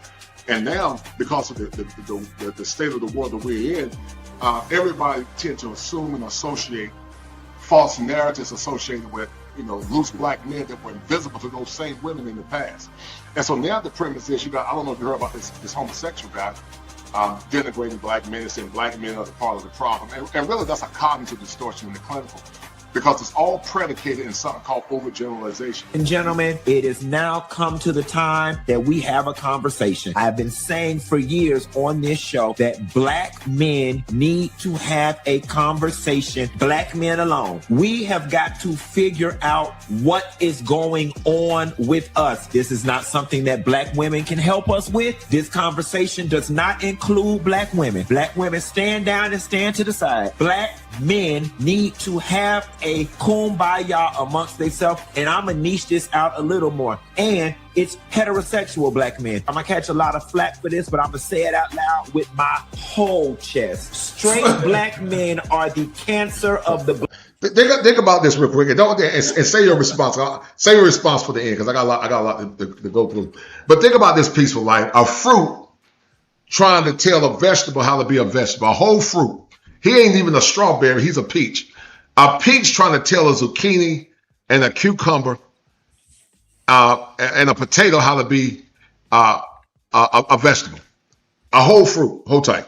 Black community. That's where it starts and that's where it stops. Ladies, I'm here to tell y'all something. All this shit that y'all got going on, some of y'all, not all of y'all, with the gays and with the trans, let it go. Your issue is not a trans woman. Your issue is not a punk or not a sissy. Your issue is all of our issue. Straight black men. Straight black men are the enemy to the gays. Straight black men are the enemy to the trans. Straight black men are who are causing harm to the girls and the women. That's where it's at. Now, y'all can shoot the messenger. Y'all can call me all type of faggots on the shade. And that right there is probably projection out of not having his father in the home. And they come on, see, so you got what's called clinical introjection. Introjection is an ego defense mechanism when men identify and internalize how women think. And then when masculine men come in and give an alternative outside of that over-identification, then they project. This man, I promise you, father probably wasn't in his life, or he was abused at some point, and he see all men as the people that cause him harm. I promise you that's probably, I could be wrong, and I could be wrong, but I promise you that's a trauma response. Hold tight. And all the other blog sites that's gonna pick this up and I'll eat it. But you'll never see a situation where girls and women walking around saying they scared of the gay boys. They scared of their life for the gay boys. They don't want to be around the gay boys. It ain't nothing. Now look at this nonsense. He said black men is the problem, but look at how these guys are being child abused. And these fruits are you know, people are talking about heterosexual men, but you got fruits in the street being debaucherous fruits, but yet you're talking about heteronormative black men.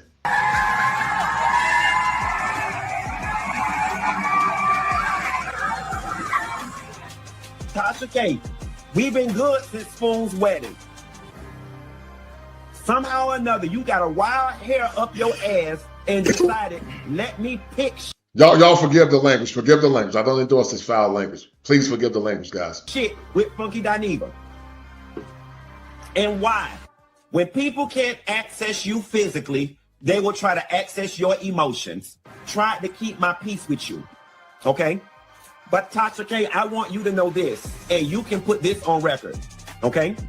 You can put this on record.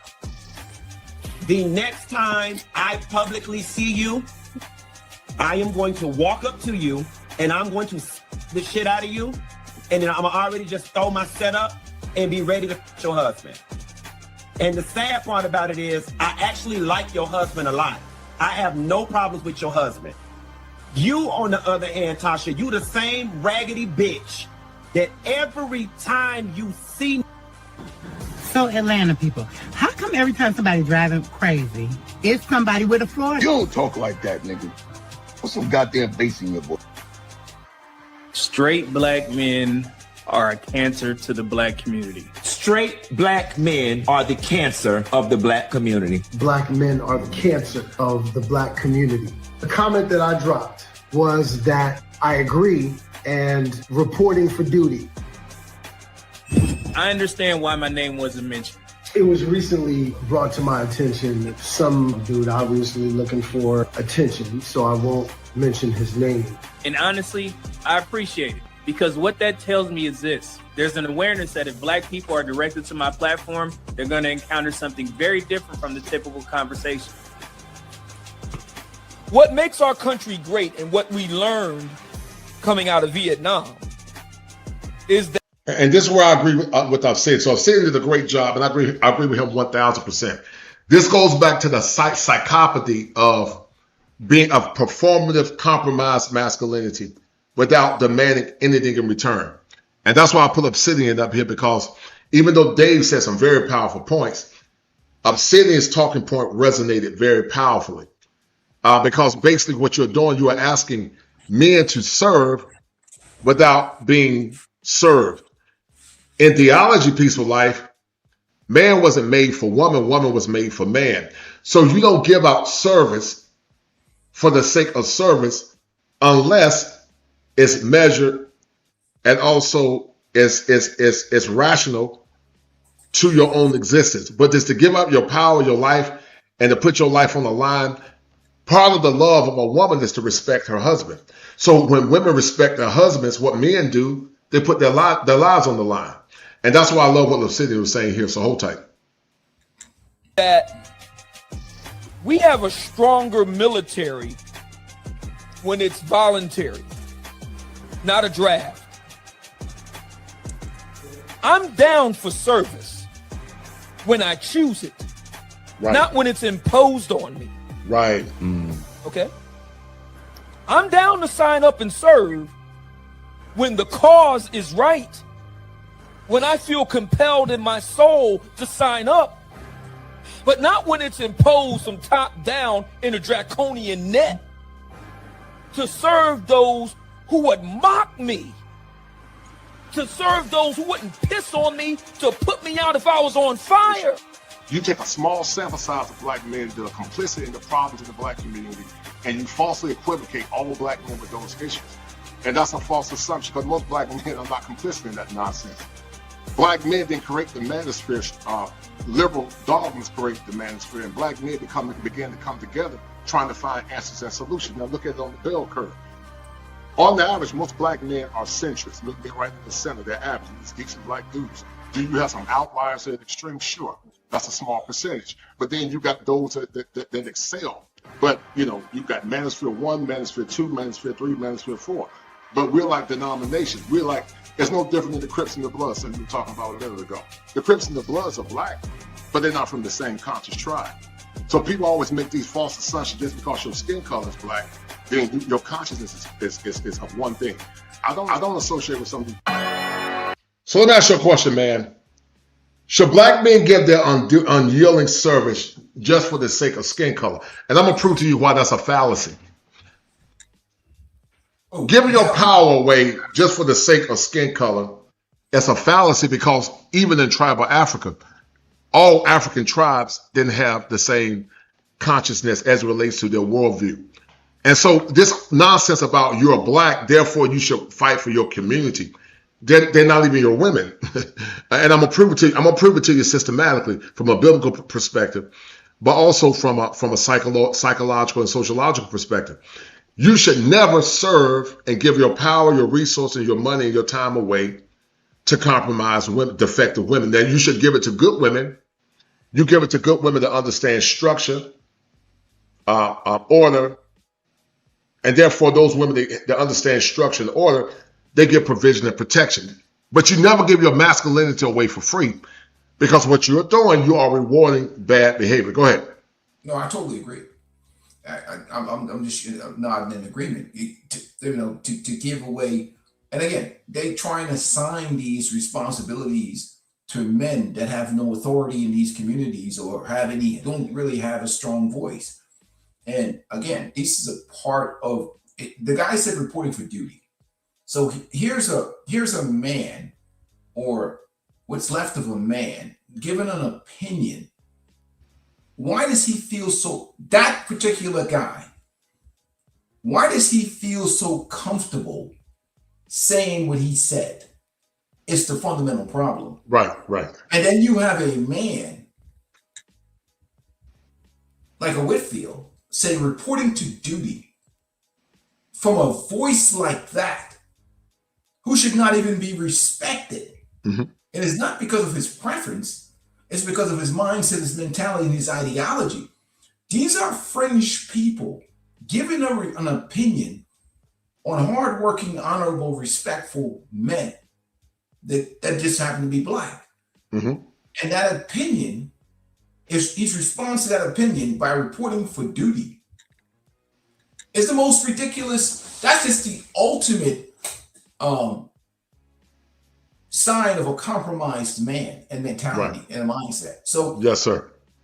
From this foundation, the foundation itself is that in a functional community, he wouldn't have been comfortable saying what he said to the men. That I totally agree. You're 100% correct. So asking men to serve and sacrifice and put themselves on the line when the fringes and the bottom of society can just get on a national platform and disrespect the men like that without any type of harsh pushback in terms of cancellations or just is like, I'm stepping down from my position, and it's accepted.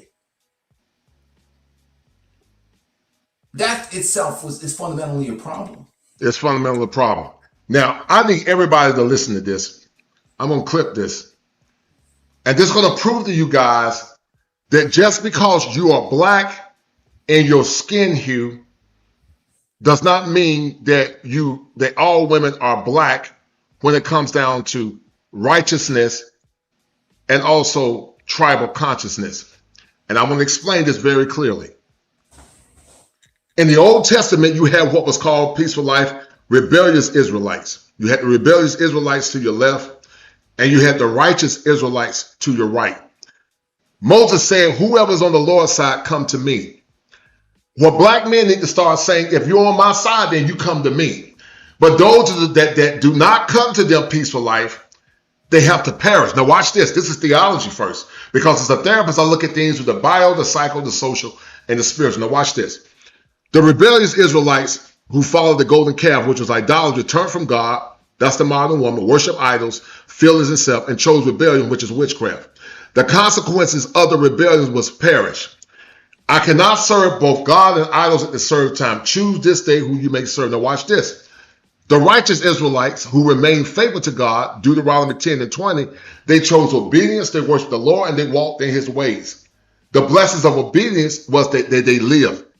So what Dontre Whitfield is telling black men is that you reward bad behavior just because their skin color is black. But even in the Old Testament, when the women rebelled against the patriarchal authority, they had to perish. The men and the women, they had to perish. And Moses said, whoever's on the Lord's side, come to me. So women that are of righteousness, and they're black women or whatever, but if their consciousness is righteousness and their consciousness is of character, then like Dr. King said, don't judge me by the color of my skin, but by the content of my character. The skin color doesn't matter. That's why I keep saying that if you got rebellious women that don't respect your value system, peaceful life, right, don't respect my value system, and just because their skin color is black, if you save those women, you are actually getting in the way of God's judgment. So what you have to do, you have to systematically remove yourself from those women. You have to let those women suffer, and the righteous women that are doing what you need them to do, then you support them. Now, ideally, they might be black women, but they might be women of other races too. They might be Asian women. They might be white women. They might be other women, as far as women that honor and respect you as a man. Because you never compromise or give your masculinity away for free, because what you're doing, you're rewarding bad behavior. So to the pro-blacks, they always talk about black community. They're not your women if they're rebellious. Just because their skin color is black, it does not mean that their consciousness is black. That's what I was trying to say, peaceful life. Skin color does not mean black consciousness. How would you respond to that? Go ahead. I think you're absolutely right, but I think it gets even worse. And, Go ahead. And the reason why is why. When Dontre Whitfield said reporting to duty, okay, we look at the structure itself of the black community, and you say to yourself, what is, and I hate to say it, you look at the hyena kingdom. One of the things about that community is bashing the men. When you look at the hyena structure, who's the lowest ranking? It's the males. It's the males. The males are the last to eat at the kill. The males are the ones that are picked on and bullied by the women. So saying things that are disparaging and degrading and destructive about the males, the reason why Dante Whitfield said reporting to duty, because that appeals to the narrative of a matriarchal hyena culture that bashes and beats on the men. So he was agreeing with him, who should not even be acknowledged in a functional Exactly. That's an excellent point. Because he said something that goes along with the narrative of beating and punishing and, you know, subjugating the males in that community. So beating up and punishing and kicking and disregarding something that you feel is lesser than you is accepted in that community. They see the men as lesser than, it's an ultimate hyena culture, because the women in that community, they're not the women that their first obligation is feminism, white liberal feminism with the white women, white liberal women in feminism, the government, maybe the children. And when they look at the family structure, they look at women and children. The men are just sperm donors for most of them. Yes, sir. Right. And they're useful for votes and money. They don't see them as masculine patriarchal leadership. And it's that, like that male hyena in the hyena clan, kicking him in his back every day, it's acceptable rhetoric. It's acceptable ideology. I totally agree. I agree. Dante Whitfield is a jellyback simp himself, but he's a panda bear that profits off of this shit. So when that Funky Deneva character said that agrees with what his audience will accept. So he approved of that message and said, reporting for duty, which says, look at me. I'm a good male hyena. I serve the queens well. Please don't bite me. Maybe you can give me a piece of that wildebeest leg at the kill. So he's pandering for that piece of the wildebeest leg at the kill because lonely he eats last. So even if he eats, he wants to be the first to eat last. And that's how these guys are so pathetic in that community that they will sell other men out just for a pat on the head from the queens. Pat him on the head. Good boy. Good boy. You know, we're dealing with matriarchal bitch-led men. So they will do anything for scraps at the kill, for a bone, for a handout. The structure of their mind doesn't work like our minds. They are subservient men, Dante Whitfield. And that particular individual, he's an acceptable member of the hyena clan, Deneva. So is one condemning the males who are lower ranking, and there's another simp panda bear that approves it. So it's all of the situation. That's why I tell the young black men, get the hell out of that community. It's a matriarchal culture. You're going to end up culture, right? In a situation where you're going to be disrespected. You're going to end up with health problems from heart disease and diabetes and stroke and dying early, or sitting around with some cucked jellyback simp getting talked down to by some matriarchal masculine hyena queen. And I'm saying I'm saying the fact that he can say that it almost takes away hope. I'm afraid to say that, because we look at the structure of that community and what are they raising these boys to be? When you broke down that analogy, and I was thinking to my mind, you broke it down so eloquently. What are they raising these boys to live under? And and that showed you right there. If that individual voice has power in that community, right, we're doomed. and so many modern women are like Meg the Stallion. They're rebellious. They practice, like the brothers say, a lot of them practice witchcraft and the tarot cards. And what they're trying to do, they're trying to serve. They call themselves trying to serve men on one end, which they're not doing, but also serve their own best interest on the back end. And what it's done is led to compromise, man. And you can't be half-stepping. Either you in 100% or you're not. Hold tight. Let me show you this one. All right. And then Joshua 24:15 said, choose you this day whom you will serve. Rebellious black women, if you be willing and obedient, you shall eat from the good of the land. What we're doing is that we're teaching black men to give their masculine service away for free without demanding anything in return. But if you refuse and rebel, you shall be devoured with the sword, for the mouth of the Most High have spoken. Now, to all the pro-blacks that talk about, the pro-blacks of these guys talk about black community, you're basically going against God when you tell black men to stand up and serve and report the duty for women that do not serve God, for women that do not follow structure and order, but because you cannot have a community when the women are not disciplined, number one, where there's not structure, number two, and order. And then when you got a generation of compromised men that are giving their power away for free.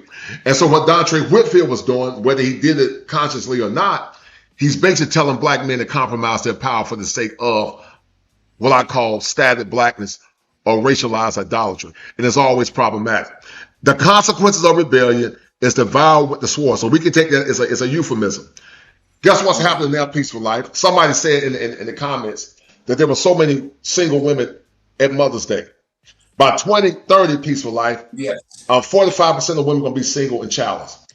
Now you got women that are struggling because they didn't want to follow the righteous leadership. They didn't respect good men. I'm not talking about dusty men. I'm not talking about men that lie to women. I'm not talking about men that abuse women. I'm not talking about men that say they love women. I'm not talking about men that hurt women. I'm talking about good, solid dudes like you and myself. Right.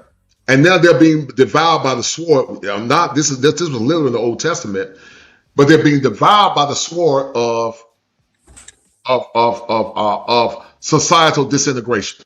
And then Joshua also said, if you be willing and obedient, you'll be eat from the good of the land. But if you rebel, you shall be devoured with the sword, for the mouth of the Most High has spoken. Whosoever is on the Lord's side, let him come to me. That's what we got to start telling the black woman. Not report the duty, not give your masculinity away for free. If you're on the side of black traditional men, if your conscience is of structure, order, righteousness, and godliness, then we're going to take you in. If it's not, you're going to let them perish by the wayside. You can't do it no more in the name of community, in the name of being black. You only bring in the women to support the women to follow your structure, follow your leadership, and follow your order. Because once again, you got a generation of compromised men and also defective women. And so, in behavior modification, you don't reward bad behavior. Watch this, because you reward bad behavior, you're telling the person that your masculinity is cheap. Righteous women, if you be willing and obedient, you should eat from the good of the land, but if you refuse thereof. And so basically, good women need to be protected. Black women, white women, or whatever. But because you and I are black men, the black women that respect us, we take care of those women. The ones that don't respect us, don't nurture the boys and the girls, we let them fall by the wayside. How would you respond to that? I totally agree. And then, like I said, I talked about it before, and in terms of the young black men and black men in general, it's a Serengeti out here. It's just to save your. You would have to focus on, to correct this problem, you would have to create a new tribe, a new society, with yes, sir. A new moral code. Right. Where patriarchal males will separate themselves with from that hyena mentality, hyena kingdom, and you create your own structure separate from them. It cannot be fixed. It cannot be corrected. There's too many jellyback simps, too many panders, too many men that will sabotage men, too many negatives in that environment. And that's why I just tell the young brothers, you got to get the hell up out of there. And you're not going to change anything in that environment. I mean, that's what Whitfield says is a good example of the mindset mentality of the men. He should have came out hard against that type of rhetoric in any type of community that was worth saving, that was savable. But he didn't. He followed along with the plan. Defective women, compromised men. What do you think about the symbolism, man, and what it's saying? What resonates the most based on what you see, brother? I mean, if you talk about it, the selfishness, the manipulation, and the entitlement, the lack of empathy just comes from that whole mindset mentality of the hyena kingdom and how they perceive men, because they've used the system in the state to beat down their self-esteem and men for power and control of that community. From the point where they tell the men who to vote for, tell them who they support, tell them what they're supposed to think, tell them who they can date, tell them who they can be. And they out here, they'll tell you and define what masculinity is. That's how bold and pompous they are. They're out here telling men what a man's supposed to be. So you're gonna lack empathy for anything that thinks that they think that we're less than them. So there is no empathy there. You know what I mean? And the manipulation you see it now going on at the church, trying to scam men into paying marriage MSRP for women that have mismanaged their youth egregiously. And we talk about how egregiously it is. And that's the huge manipulation factor with the economy the way it is now, where these women are broke and they're coming back to the table because of inflation, talking about community and talking about relationships. The same women that said that men should be born in jail and earn their way out, now they're talking about families and relationships because they don't have the money anymore, because DEI is gone, because affirmative action is gone, because all these government programs have dried up, because people are laying off jobs and replaced with automation, and gas is things are expensive. Yep. So now they're talking about relationship and community and all this stuff. Right. On their, it's still on their terms. It's still on their terms. It's still manipulation, man. Right. It's still trying to tell men how to be men. On their terms. Because watch this. It's always community when they're in peril, but when they're in promise and prosperity, it's me. Do you see how it goes? When the community is doing good, then it's about me. When the community is doing bad, then it's about sacrifice and suffering and putting your life on the line for the community. And so you got defective women because they're both part of the system. That's why when I hear these people talk, they don't have the background that I do. They're not licensed clinicians like myself. They don't understand their systems, that the men are part of a broken system as well as the women. And you can't have what's called synergy if you got defective women and compromised men. Compromised men equal weak, simps, no standards, people pleasers, and emotionally drained. Man, you basically summed up. And my job is a fire for your mind, peaceful life. Some fire for the mind. It's hard to, without these spaces like yours and mine, these young men have no hope. They have no hope. They're going to make bad decisions. They're going to get with women that are, like they're going to get with women that have mismanaged their youth, been ran through. They're going to be, the culture basically tells your young men to dig out the trash can. And that's good for you. Get the leftovers. Get the bottom of the barrel. Don't have any standards. It's just about, you got to be a manly man. But I see the brother Ozzy Stat left the super chat, man. But okay, go ahead. You shout out, brother. Go ahead. Salute to, can you see it on the screen? Yeah. He said that forget to survive. We want to salute to you, my brother. Appreciate the $10 super chat, man. Forget to survive. We want to thrive and thrive as well. No lies being told, King. Salute. Appreciate the support for the channel, man. Yes, sir. But I totally agree. And I'm saying that it's so bad now, man. Like even sometimes we talk about it a lot, about our channels and being on YouTube and the message that's being handed out to men, especially about mass. And I introduced Ayn Rand. Obviously, Ayn Rand has issues with certain things. I don't agree with everything that she says, especially in terms of morality and God. But there's certain things when she talks about altruism. And I think there's a reprogramming that needs to happen for these young men, especially the ones that were raised in these single mom situations where they were raised in an environment to be disposable to her and to the women in the community without any standards of expectations and to accept mediocrity.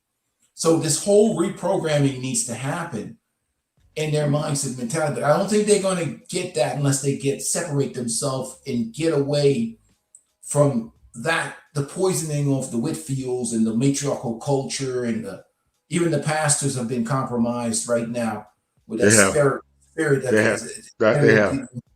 And we've turned this environment into a low standard mediocrity, accepting the leftovers. We should always get it's like eating chitlins or something in 2026. Some people still eat them. You can order the whole hog. There's no need to look, Eric. Look, I ain't gonna say that. I don't want people to come after me, but there's no need to eat chitlins in 2026. I mean, you can go get yourself a whole hog if you want. well, listen, it goes back to what I said a few minutes ago, man. Men set the standard by either walking away. That's how they set the standard. Or they set the standard by supporting good women to respond to their leadership. It's only two responses. Rebellious, disobedient women, you set the standard by letting them perish. You put them over there and let them perish. We got to walk away. But then the righteous women that support you and respect you and honor you, you set the standard by your devotion, your time, your money, and also death if you had to put your life on the line. You put your life on the line for those women.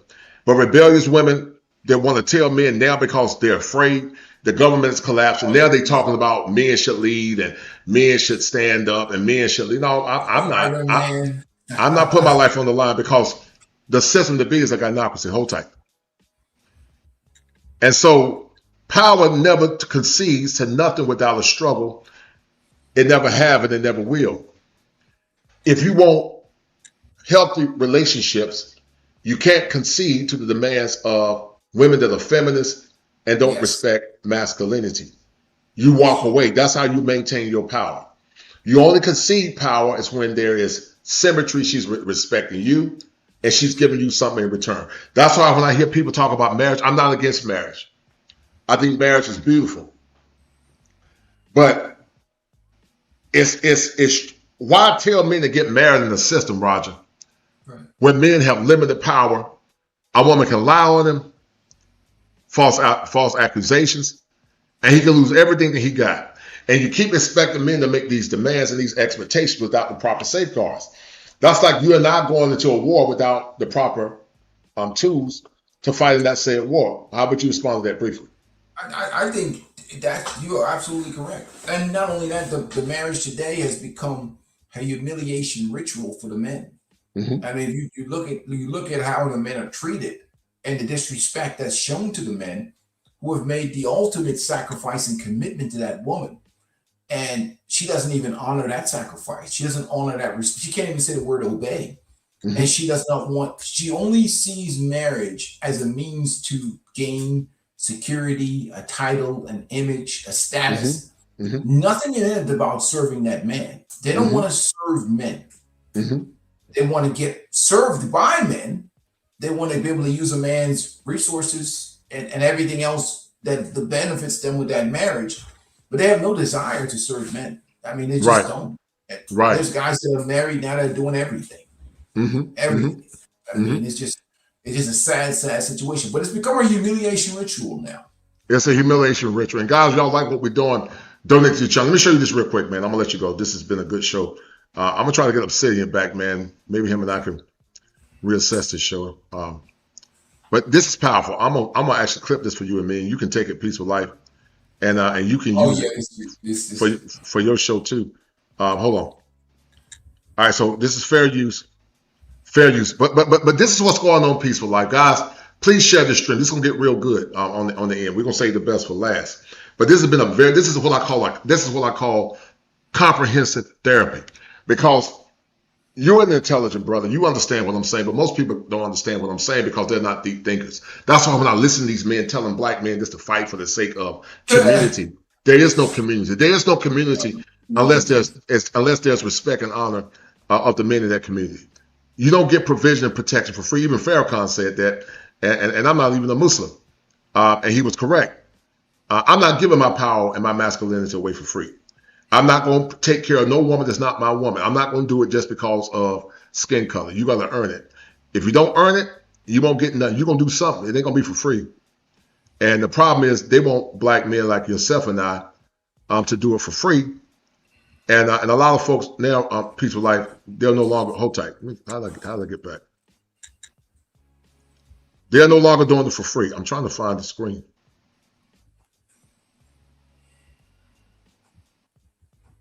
Well, where is it? Where is it? All right, anyway, I'm going to play this. We'll stop in a minute. Hold on. Fair use. There's a higher chance of divorce. There are all these other awful things that are associated with it that I discuss in the book. Yeah, like there's more likely to be. So the question is, are men checking out and dating, Peaceful Life? That's the question. Are men checking out and dating? That's the rhetorical question. All right. More common. Cheating on the male part. Yeah, no, it's becoming more common. One in 7 marriages are actually women are primary breadwinners now. And also they're kicking ass in college in a way men aren't. Yeah. Men have checked out. Yeah. You know, you talk about, what's the word I don't know for like marrying up? Hypergamy. Exactly. I was testing you. Hypergamy, which is. Now, let me tell you how powerful the manosphere has got, Peaceful Life. Dr. Phil uses words like simp.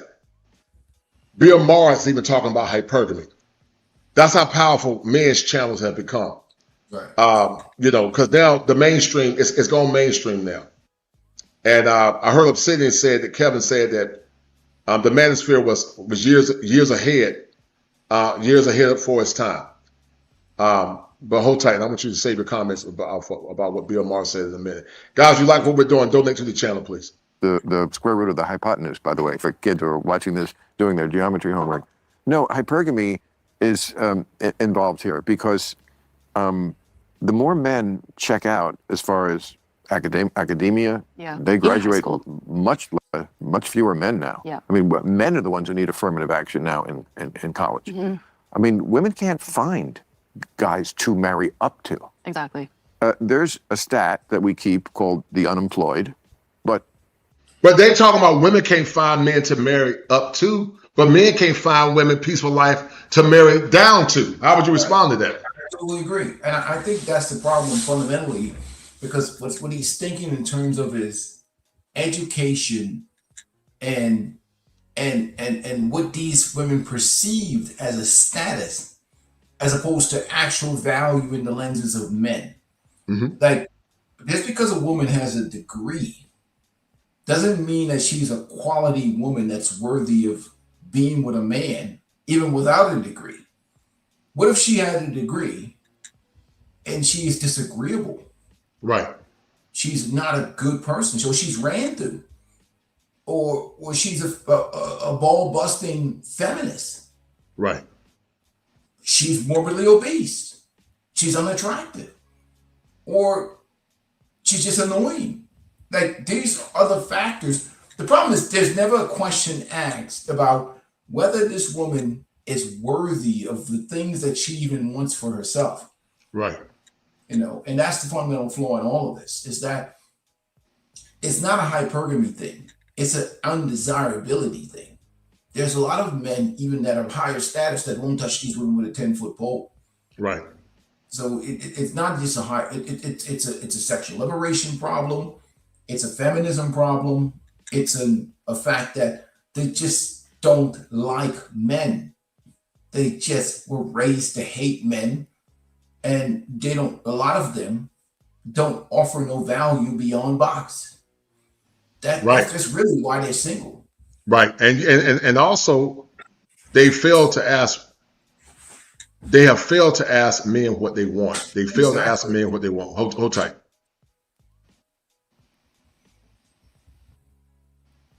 The definition of unemployed is you don't have a job, but you're looking for one. There's another stat, which has, I don't remember the number, but it's an astoundingly high number, like 7 million. Yeah. That's not unemployed. It's not working and not looking. Right. That goes back to what me and Dr. Helen Smith was saying. Right. Men are not on strike anymore, Peaceful Life. They don't even look.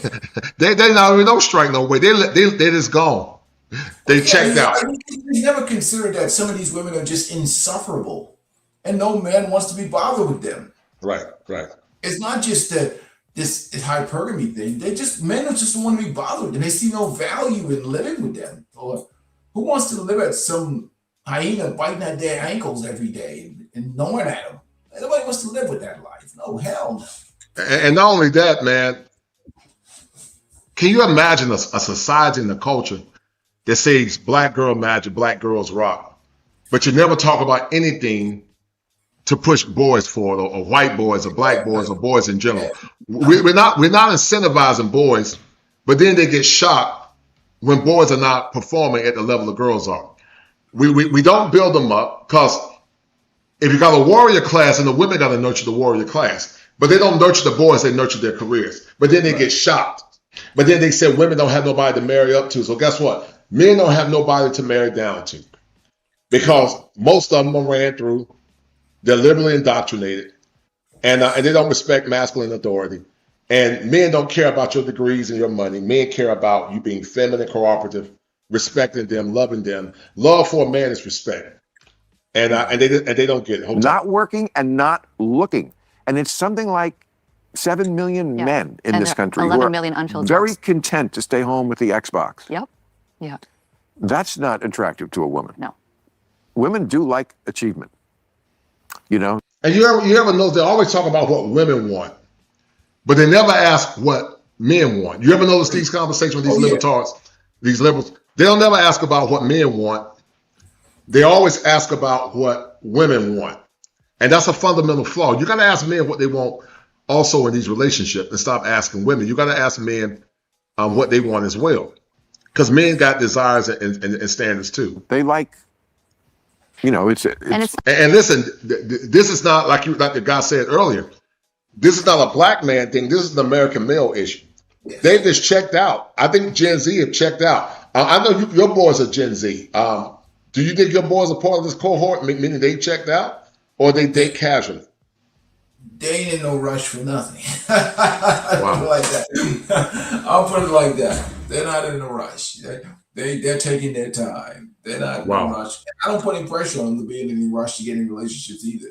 Right. At the end of the day, this is a different world that we live in. It's a different world. If you listen to the ideology and the mindset, everything that they talk about is what's wrong with men. Right. I totally agree. When you have women that come up in this environment, it's almost like they'll have a complex about themselves that they can do no wrong, and that everything is going to be blamed on the men anyhow. So what is the incentive for them to conduct themselves well within a relationship or a marriage if they know that the society that they live in doesn't hold women accountable for nothing? They can just be, that increases the amount of humiliation rituals. Men know that these women are raised in this environment. You're just going to have a bunch of men being disrespected, even if they were married to these women. And people like Bill will get out here and defend these women no matter what. So it is what it is. That's what makes our culture whole time. Not just the money, it's also just feeling like this person has ambition. They're moving towards something. They have joy in their life. I imagine if you are sitting in front of a screen all day playing video games, online betting, you have no goals, you don't get, dressed. I don't imagine someone like to be very happy. And so if you're dating, I mean, something that's probably not even dating, but if they were, you don't really have as much to talk about. But so many women are going out with guys like that. Is that because there's just nobody else? I think so. I think in maybe some cases those women may feel like they can help this person or want to, but in time, I really think that just leads to resentment over time. Or it's because like the messaging from society is, women are doing so great, that's okay. You can be the primary breadwinner. You can take care of this man. He doesn't need to take care of you. That's sexist if you want a man to take care of you. I see a lot of that in young women. I feel really badly for them because I don't see that ending well. Because especially if you as women continue succeeding in life, which you likely will, because like you said, women are doing so well occupationally and in education, and they're out graduating men. And if you're with a guy like this who, if he's struggling with his mental health, say he has low testosterone, say he's got, say he's watching porn every day, multiple times a day, so he has no motivation to do anything sexual or otherwise, I mean, that's not going to be a very good future for either of you. I have seen in more than one movie, I can't think of what they are now, not big movies, but movies, where there was this plot point where there's a couple, and the husband, I think it's usually they're married. He's not really working because he wants to make his dream of being in the band work. Mm. He's got a band, and he's mad at the wife who's like hawking him to like get off your ass and get a job, do something. That you don't believe in me. Yeah. The band. Let me tell you something, brother. This thing is demonic. It's been psychological. It's psyop. Yeah, listen to the programming that he's saying. The stuff coming out of his mouth. Right. It's been psyopted, and it's by design. It's by design to disenfranchise boys and to empower the women. And then they look confused or they look shocked when men check out. What man will participate in a system where the odds are already against him in the first place?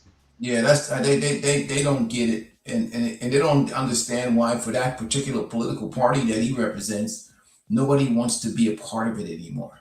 And it's just this constant bashing of men and this defining of men as these bums and losers and basement dwellers. Nobody wants to vote for them. Nobody wants to be around them. And that's this is they don't, every day they talk like this, another young man leaves that particular fold. And it's like, enough. We see what happened at the church. The young men left the church. The men left the church because of this nonsense that Bill is talking. Always going down, punching on men, beating men up, disrespecting men. And then I think the only solution that I talked about it before is to walk away in silence. Yeah. Do your own thing. Chase excellence for yourself on your own. Leave that situation alone. Just if you can't win, you can't defeat them. Just leave them alone. Speak in silence. You're not going to change them.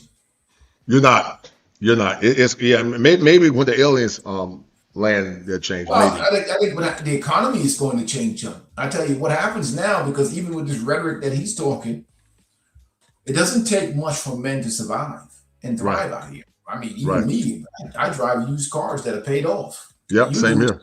I ain't worried about the car note, no high insurance and all that other nonsense. We can 5 years ain't gonna do nothing to us.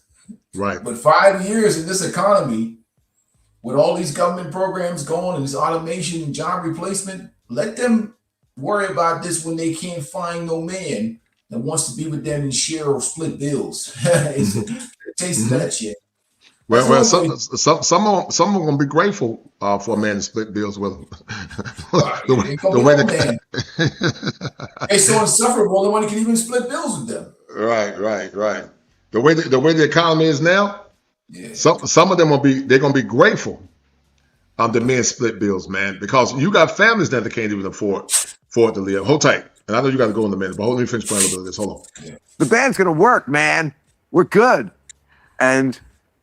If they put it in movies, I always feel like it must be true. That's how I always think about children. I don't have children. I work very hard to never be around a child, but I see what it looks like from every single movie and television show, and it always looks the same, like a nightmare, like a total nightmare, where the kids don't respect the parents. They're yelling at them. They're cursing at them. They're doing things where my mother would just fucking kill me, So it must be true. And I feel like this must be true because they keep putting this into movies. Well, at least that guy in the movie has a band, right? At least he's working towards something. He's not just sitting around doom scrolling all day long. I feel like a band may be even worse because it gives you hope. The false, yeah. It gives you hope. And, your band is not, could it? Yes, anything could happen. But, the other thing I would say is because there are fewer viable bachelors for women, there comes a point where a woman, she does want... All right, so I hear you laughing. So listen, it's not that there are fewer viable. See, this woman and many others keep selling sexual, social market value. But men can argue and say the same thing because men don't care about degrees and money. Men care about virginity, low body counts, no kids. And that's why I said when people tell black men to go back or white men to go fight and report the duty, it's a dumb concept. Because the world still don't understand what men want fundamentally, man. They don't understand what men want. They don't even care about what men want. But they're quick to say they're not enough viable men. Well, they're not enough viable women either. Because a large majority of them are ran through. Why did you laugh at that, man? I heard you laugh. Go ahead. I laugh at it because they're just out of touch. They're completely out of touch with what's going on with men. And and that's the sad part about it. They're just creating one narrative of something that does not exist in reality. There's plenty of men. It's just that for those women, they think that they're better than the men, even from a physical perspective. Yep. That average woman thinks she's 10 times leagues ahead of the average man. Yep. And because of the delusion of social media, these basking weaving degrees that some of them have, and this high, this culture itself that boosts them every day, they have just overvalued themselves. And that's the problem they're having right now. And I think that's what is being checked right now with this economy. And it's just fascinating to hear how they exist in a realm of their own, man. This is like they're in like utopian Pluto somewhere. It's just, these young men are just going to keep walking away. They're not going to marry these women. They'd rather go overseas and be passport bros or go somewhere else and they just cannot deal with them. You know? I agree. And sadly, brother, it's going to only get worse. I'm going to play a little bit more of this. I'm going to let you run. Hold tight. I have kids. She has to choose. Either I have to pick from the available pool, which may mean I'm going to be with a guy whom it's not really ideal, but I can have a child with him, or she can go on her own. And I talk about reproductive technology in the book and how it gives this false premise of, like, I think if people want to do IVF, they want to freeze their eggs, that's perfectly fine, that's their choice. But I think it's important for people to be aware of what do these technologies actually involve, the fact that they do not have a 100% success rate. And I think also young women are taught to ignore biology or that they can somehow override their biology, which is not true. And so this is what you have happening where women will get into, their late 30s or into their even early 40s and be surprised when their fertility is not the same because they weren't aware of this. And now they're trying to find a partner. So this is where you see also in the culture where I think women get shamed for that, but I don't think it's necessarily their fault. It's like society's telling them you have all the time in the world, starting at teenage years when you're on the birth control pill and you put on the pill, say for other reasons than being sexually. So somehow they'll blame that on men. What man is telling women they got plenty of time? Yeah, I don't know no men telling women that they got plenty of time, but I do know women telling women they got plenty of time. How would you respond to that? Everything is going to be blamed on men. There's nothing else. Like that's the motto right now for the society. Blame men, kick men in the back, always men's fault. It doesn't matter what these women do. It's the man. And it's worse than matriarchal culture. I don't know this person on your channel, not Peaceful Life. That's not true. They said according to statistics, black women are better than men. Okay, well, and they don't talk about. They always equate educated black women with all black women. All black women are not educated. But even the ones, it doesn't matter whether they're educated or not. They all drink from the same pond of arrogance and disrespect. So it doesn't matter. The uneducated, the educated, it doesn't matter which one they are. They don't respect the men in the community. It doesn't matter whether you're a respectable man or all. A woman sitting on the bus stop, catching the bus, will disrespect the black man driving by in a Bentley. It don't make a difference. Don't make a difference. I totally agree. Hold tight. Let me finish playing this real quick. There's this illusion that women have as much time as they want. And then they get to this point where if they have found someone now that single motherhood by choice is becoming more popular, where women can, like I did as an experiment, you can go on the internet and buy, I didn't use it, but you can buy sperm on the internet and impregnate yourself and have a baby on your own. And so this is what I see happening, that both the sexes are going to continue bifurcating. And instead of saying, hey, let's try to make things work and find solutions that are actually solving this problem of people not pairing up, we're seeing women going this direction of saying, we don't need men. In fact, having a boyfriend is embarrassing or whatever. And I'm going to have a baby on my own with technology. Embarrassing. And men are saying, I'm going to get me a sex robot and be done with dating. Having a boyfriend is not embarrassing. It is gay. It's very it's gay. Terminally online, as you said. You saw that? I loved it, yeah. Yeah, no, it's very gay to have a boyfriend these days. I think so. I mean that in a positive way. But can I say something that I think would be encouraging? Mm-hmm. Because we're talking about a lot of things that are, frankly, discouraging. But we're honest. Honesty is always better than non-honesty. But for all the women in their 30s who are like, and I've just seen so many freakouts, like, oh my God, I'm 30. Oh gosh, call 911. Really? I'm 70. Women Shut are really the hard on fuck up. themselves. And they're very hard, and they're freaked out about this thing and what it is, as you said, the pool of people who are going to be attracted to you. When you delve down into it, because I think we often have thoughts and we don't delve down. Why are we having these thoughts? Why are you freaking out about 30? Okay, let's look at it. What it really. So let me ask you this question before I let you go. Why do you think so many men stop caring about what women want? When did that happen? When did you stop caring? I think I've been stopped caring a long time ago, because the point is, maybe once you recognize and you understand that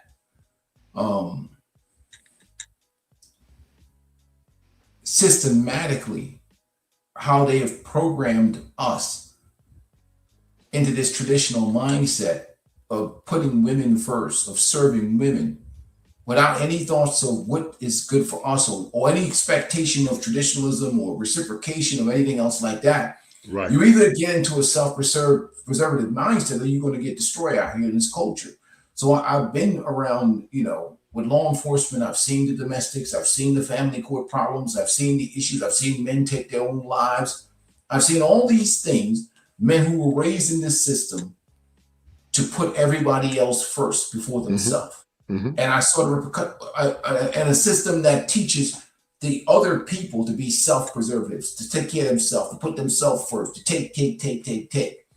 And we've seen men that have had their life, the soul, just the energy, their whole soul drained out of them, and just go to the grave early, prematurely, poor health, right? Especially Black men working themselves to death. And that alone lets you know, if you play the game by the way they want you to play it, the program they have set for you, right, that your life on this earth will be nothing more than a sacrificial animal. Right. And that's why you're miserable, man. Go ahead, brother. Yes, sir. You're 100% correct. And that's why I said peaceful life. Black men have been conditioned to see things through the lens of undoing, unhealthy undoing. And when men give their masculinity away for free, then they're not even serving God, they're serving women. And so when Dontre Whitfield said this, not only is his systematic worldview incorrect, but his theological worldview is incorrect, because men are never supposed to compromise. And his psychological worldview is incorrect, because men are never supposed to sacrifice their male sovereignty for women that don't belong to them. You can't belong to a man if you dishonoring them. You're giving your virtue away to multiple men, and you think that's because you make more money than a man that you're better than a man. But yet when men say we don't want to be with you because you've been ran through, or you got a bunch of kids, or you're overweight, then all of a sudden we're misogynistic. So it's a very what I call mental masturbation, man, and it's crazy to say the least. But before I let you go, man, why voluntary servitude never works? What'd you get out of the conversation, man? Because it never asks the fundamental question: are the people that you're serving worthy of your service? Right. We're not talking about the people that you're responsible for, like kids or anything like that. There's no standard that's being put on the women in the community or anybody else in this society. It's only a one standard system, right, where the men have to raise to a certain level of standards, but we don't hold women accountable for nothing. So for me, it's like responsibility without authority. It's like anything else. If you want to hold men to certain traditional standards and expectations, then you need to hold women to those same standards. And any system that doesn't do that is a system that's set up for a man as a fool and as a disposable tampon, and to be used and abused and disrespected and disregarded. Yep, I totally agree 100%. Any other closing comments, man? What were any main things you got out of the show? The number one thing you got out of it that resonated the most?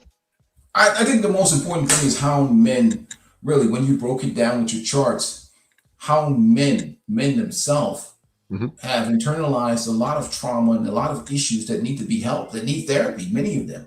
Not just therapy. Be careful with the therapist. Got to get a masculine therapist, and my brother over here, kosher clinician. Yes, sir. Be careful who you talk to, because they'll lead you further down the pathway of becoming a jellyback. Be careful who you talk to. I think, to be honest with you, man, you're not going to defeat them with rhetoric. You're not going to defeat them with anger or rage. When they make comments, when they say disrespectful things, you know what you do? It's like anything else. When you go out to the park and they talking crap to you about playing basketball, you take your ball and leave. Especially if it's the only ball at the park, and they don't want to give you your run, or they don't want to talk shit to you and use your ball, and you can't get into the game. You take your ball, put it in your bag, and you head on down the street. Hopefully you don't get beat up, but that's a whole nother story. And listen, using your logic and your reason and your spatial reasoning, meaning you and I can project what's going to happen. What do you project is going to happen, man, in the next 5 to 10 years? Go about 5 years. What do you project? I project in the next 5 years hyperinflation. I project prices going up. I project that the Republicans going to win again. And I project that all of these social and government programs are going to put a tremendous strain. You're going to look at smaller government.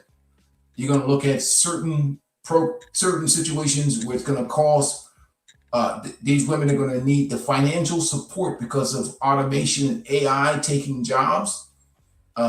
The bailouts that they used to get from certain social programs, the economy is going to be expensive. Housing costs is not going down. The economy is going to force relationships, because when you can't get all these programs in DEI, you're going to turn to men. You have to turn. They have no other choice. But the problem is not under the conditions that men would want, because you don't want to be with anybody that was not raised to be with a man. What the hell would you want to be living in a house with some wild, heavy biting hyena? You're going to get your ass tore up. So it's going to be relationships, in my opinion, under duress. But the situation financially is that women cannot afford to be single out here. Some guy can live in a freaking cabin in the woods. We could be skinning our sharpening our knives and making our tools and throwing spears at deer and shit. Women can't do that.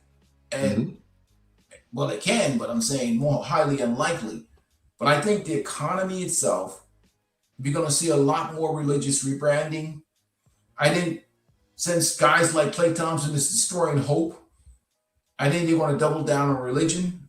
And that Hail Mary play, religion. What's that play?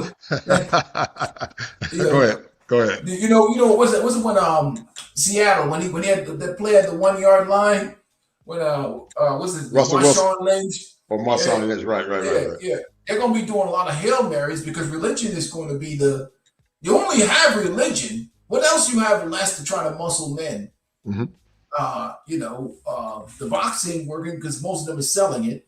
And I hate to say it, there's going to be a lot of religion double and a lot of increase in flex workers and a lot of increase because I'm telling you, all that feminism wasn't built for this type of environment without government support. Without government support, you notice you don't see much feminist talk out here. Right. It's the money. Yeah. The money is going to dictate things, and these women are going to get as tired of paying these high costs of living. So they're going to Afro Tech already. They're hunting down these simps. They're hunting down these brothers or hunting down these men. They're going to be hunting for men. That UPS driver driving by, he's got a bullseye on his back. Yep. So that's what I see. I don't see the future. You see, they're going to these dating events. I see stable man with strong income, stable income as the future target right now in this economy. Yep. No, I totally agree, man. I totally agree. And listen, like I said before, shout out to the great women that love their husbands. They respect us. They respect their fathers, and they take care of the boys. They take care of the children in the community. I salute those women. But these rebellious women that don't offer anything but mouth and disrespect. Listen, the way you change behavior sometimes peaceful life, and sometimes it's by not doing nothing. That's how you change behavior. That's how you model masculinity. Sometimes you have to sit back. You know, there was an old song by Kenny Rogers. He said, you got to know when to hold them, know when to fold them, know when to walk away, and know when to run. And so masculinity never concedes when it's not incentivized. True masculinity never gives its power away for free. It demands something in return. The only time you give your unconditional servitude is when the women in your community honor you, respect you, obey you, follow your leadership, and they are supporting you just like you're supporting them. But to give it away for free is like a woman giving her body away for free and not expect the man to put a ring on the finger. And you see what's happening with that. She ain't getting married, man. But anyway, man, listen, I know you got to get your sleep, man. Yeah, peace out, man. I'll talk to you soon, man. All right, brother. Be good, bro. Thank you, man. Yes, sir. All right. All right, shout out to my man, Justin Moore. That was my man, Peaceful Life, guys, and we're going to end it. And thank you for that, 10. Thanks for the information. Listen, and do me a favor, Justin. If you really like what I'm doing, man, share the content, share the stream. And, guys, we're going to end. I hope you guys enjoyed the show. Do me a favor, guys. I need everybody to hype this video. If y'all hype this video, it's going to get to other young men and also to good women. If you hype this video. Hype this video, guys, so it can get to other young men and also righteous women. But we need you to Hold tight. We need you to hype the video. So hype it. And guys, we're going to end the show. Thank you guys for tuning in. Happy Mother's Day to all the wonderful women that are change agents, and they respect men, they respect their boys, they respect their daughters, and they're looking for real change, not fake change, but real change. So we're going to end it on this note, guys. I'll see you guys soon.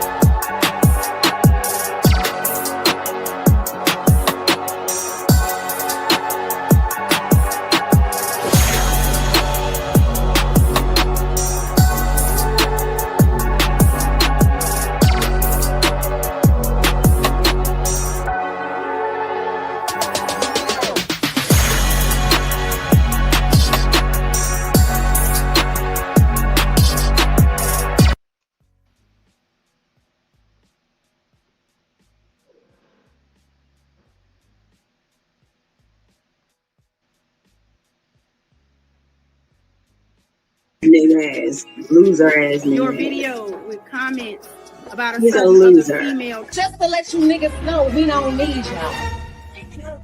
We want y'all, but we don't need you. 20 years later. Our black men, we want all y'all back.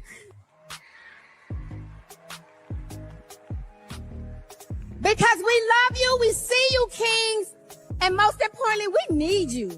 And most importantly, we need you. And most importantly, we need you. You can't. If you a that's for the streets. You can't delete the ski. You can't delete the ski.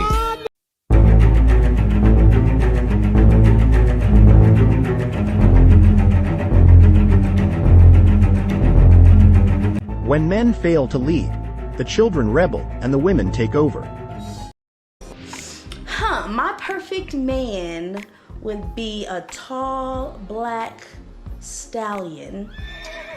He loves to cook because I'm not really a good cook, so that's his thing. He loves driving. He loves driving the kids to school in the morning. He's just really, really hands-on, with my kids. He's sterile because he can't have kids of his own, so he really cherishes mine. He's funny. We do movie quotes all the time. Every time we go around, we just laugh and do karaoke. He's smart. He is very good with the money. He takes care of all that, and he just lets me, make the beds. And Fall comes to us and it's on time. Fighters keepers, losers we. Follow me, baby. The elders are old and out of touch. I have the power to help you become the better version of yourself. Listen to me. I know what's best for you. I am the Snake Whisperer. Fire for your mind. The Kosher Clinician. If it ain't seven, it ain't kosher. Heaven and hell, that's what they told you. Real men put the strap down and we can toss them. Young heads picking back up and young dolphins. This is our culture. Now we talking kosher. Clinician, masculinity issues. Absent fathers who miss you. Mama drama don't kiss you. All a part of the ritual. This is how they get you. Separate the men, women clipping babies pretend to. Damn. Lovers, haters acting like vultures. If it ain't seven, it ain't kosher. If it ain't kosher, ain't right, gotta divorce us. If it ain't seven, it ain't kosher. If it ain't kosher, ain't right, gotta divorce us. If it ain't seven, it ain't kosher. If it ain't kosher, ain't right, gotta divorce us. This is kosher condition. 7 wonders, the whole world gotta listen. This is kosherclinician. 7 wonders, the whole world gotta listen. This is kosherclinician. 7 wonders, the whole world gotta listen. This is kosherclinician. 7 wonders, the whole world gotta listen. Listen.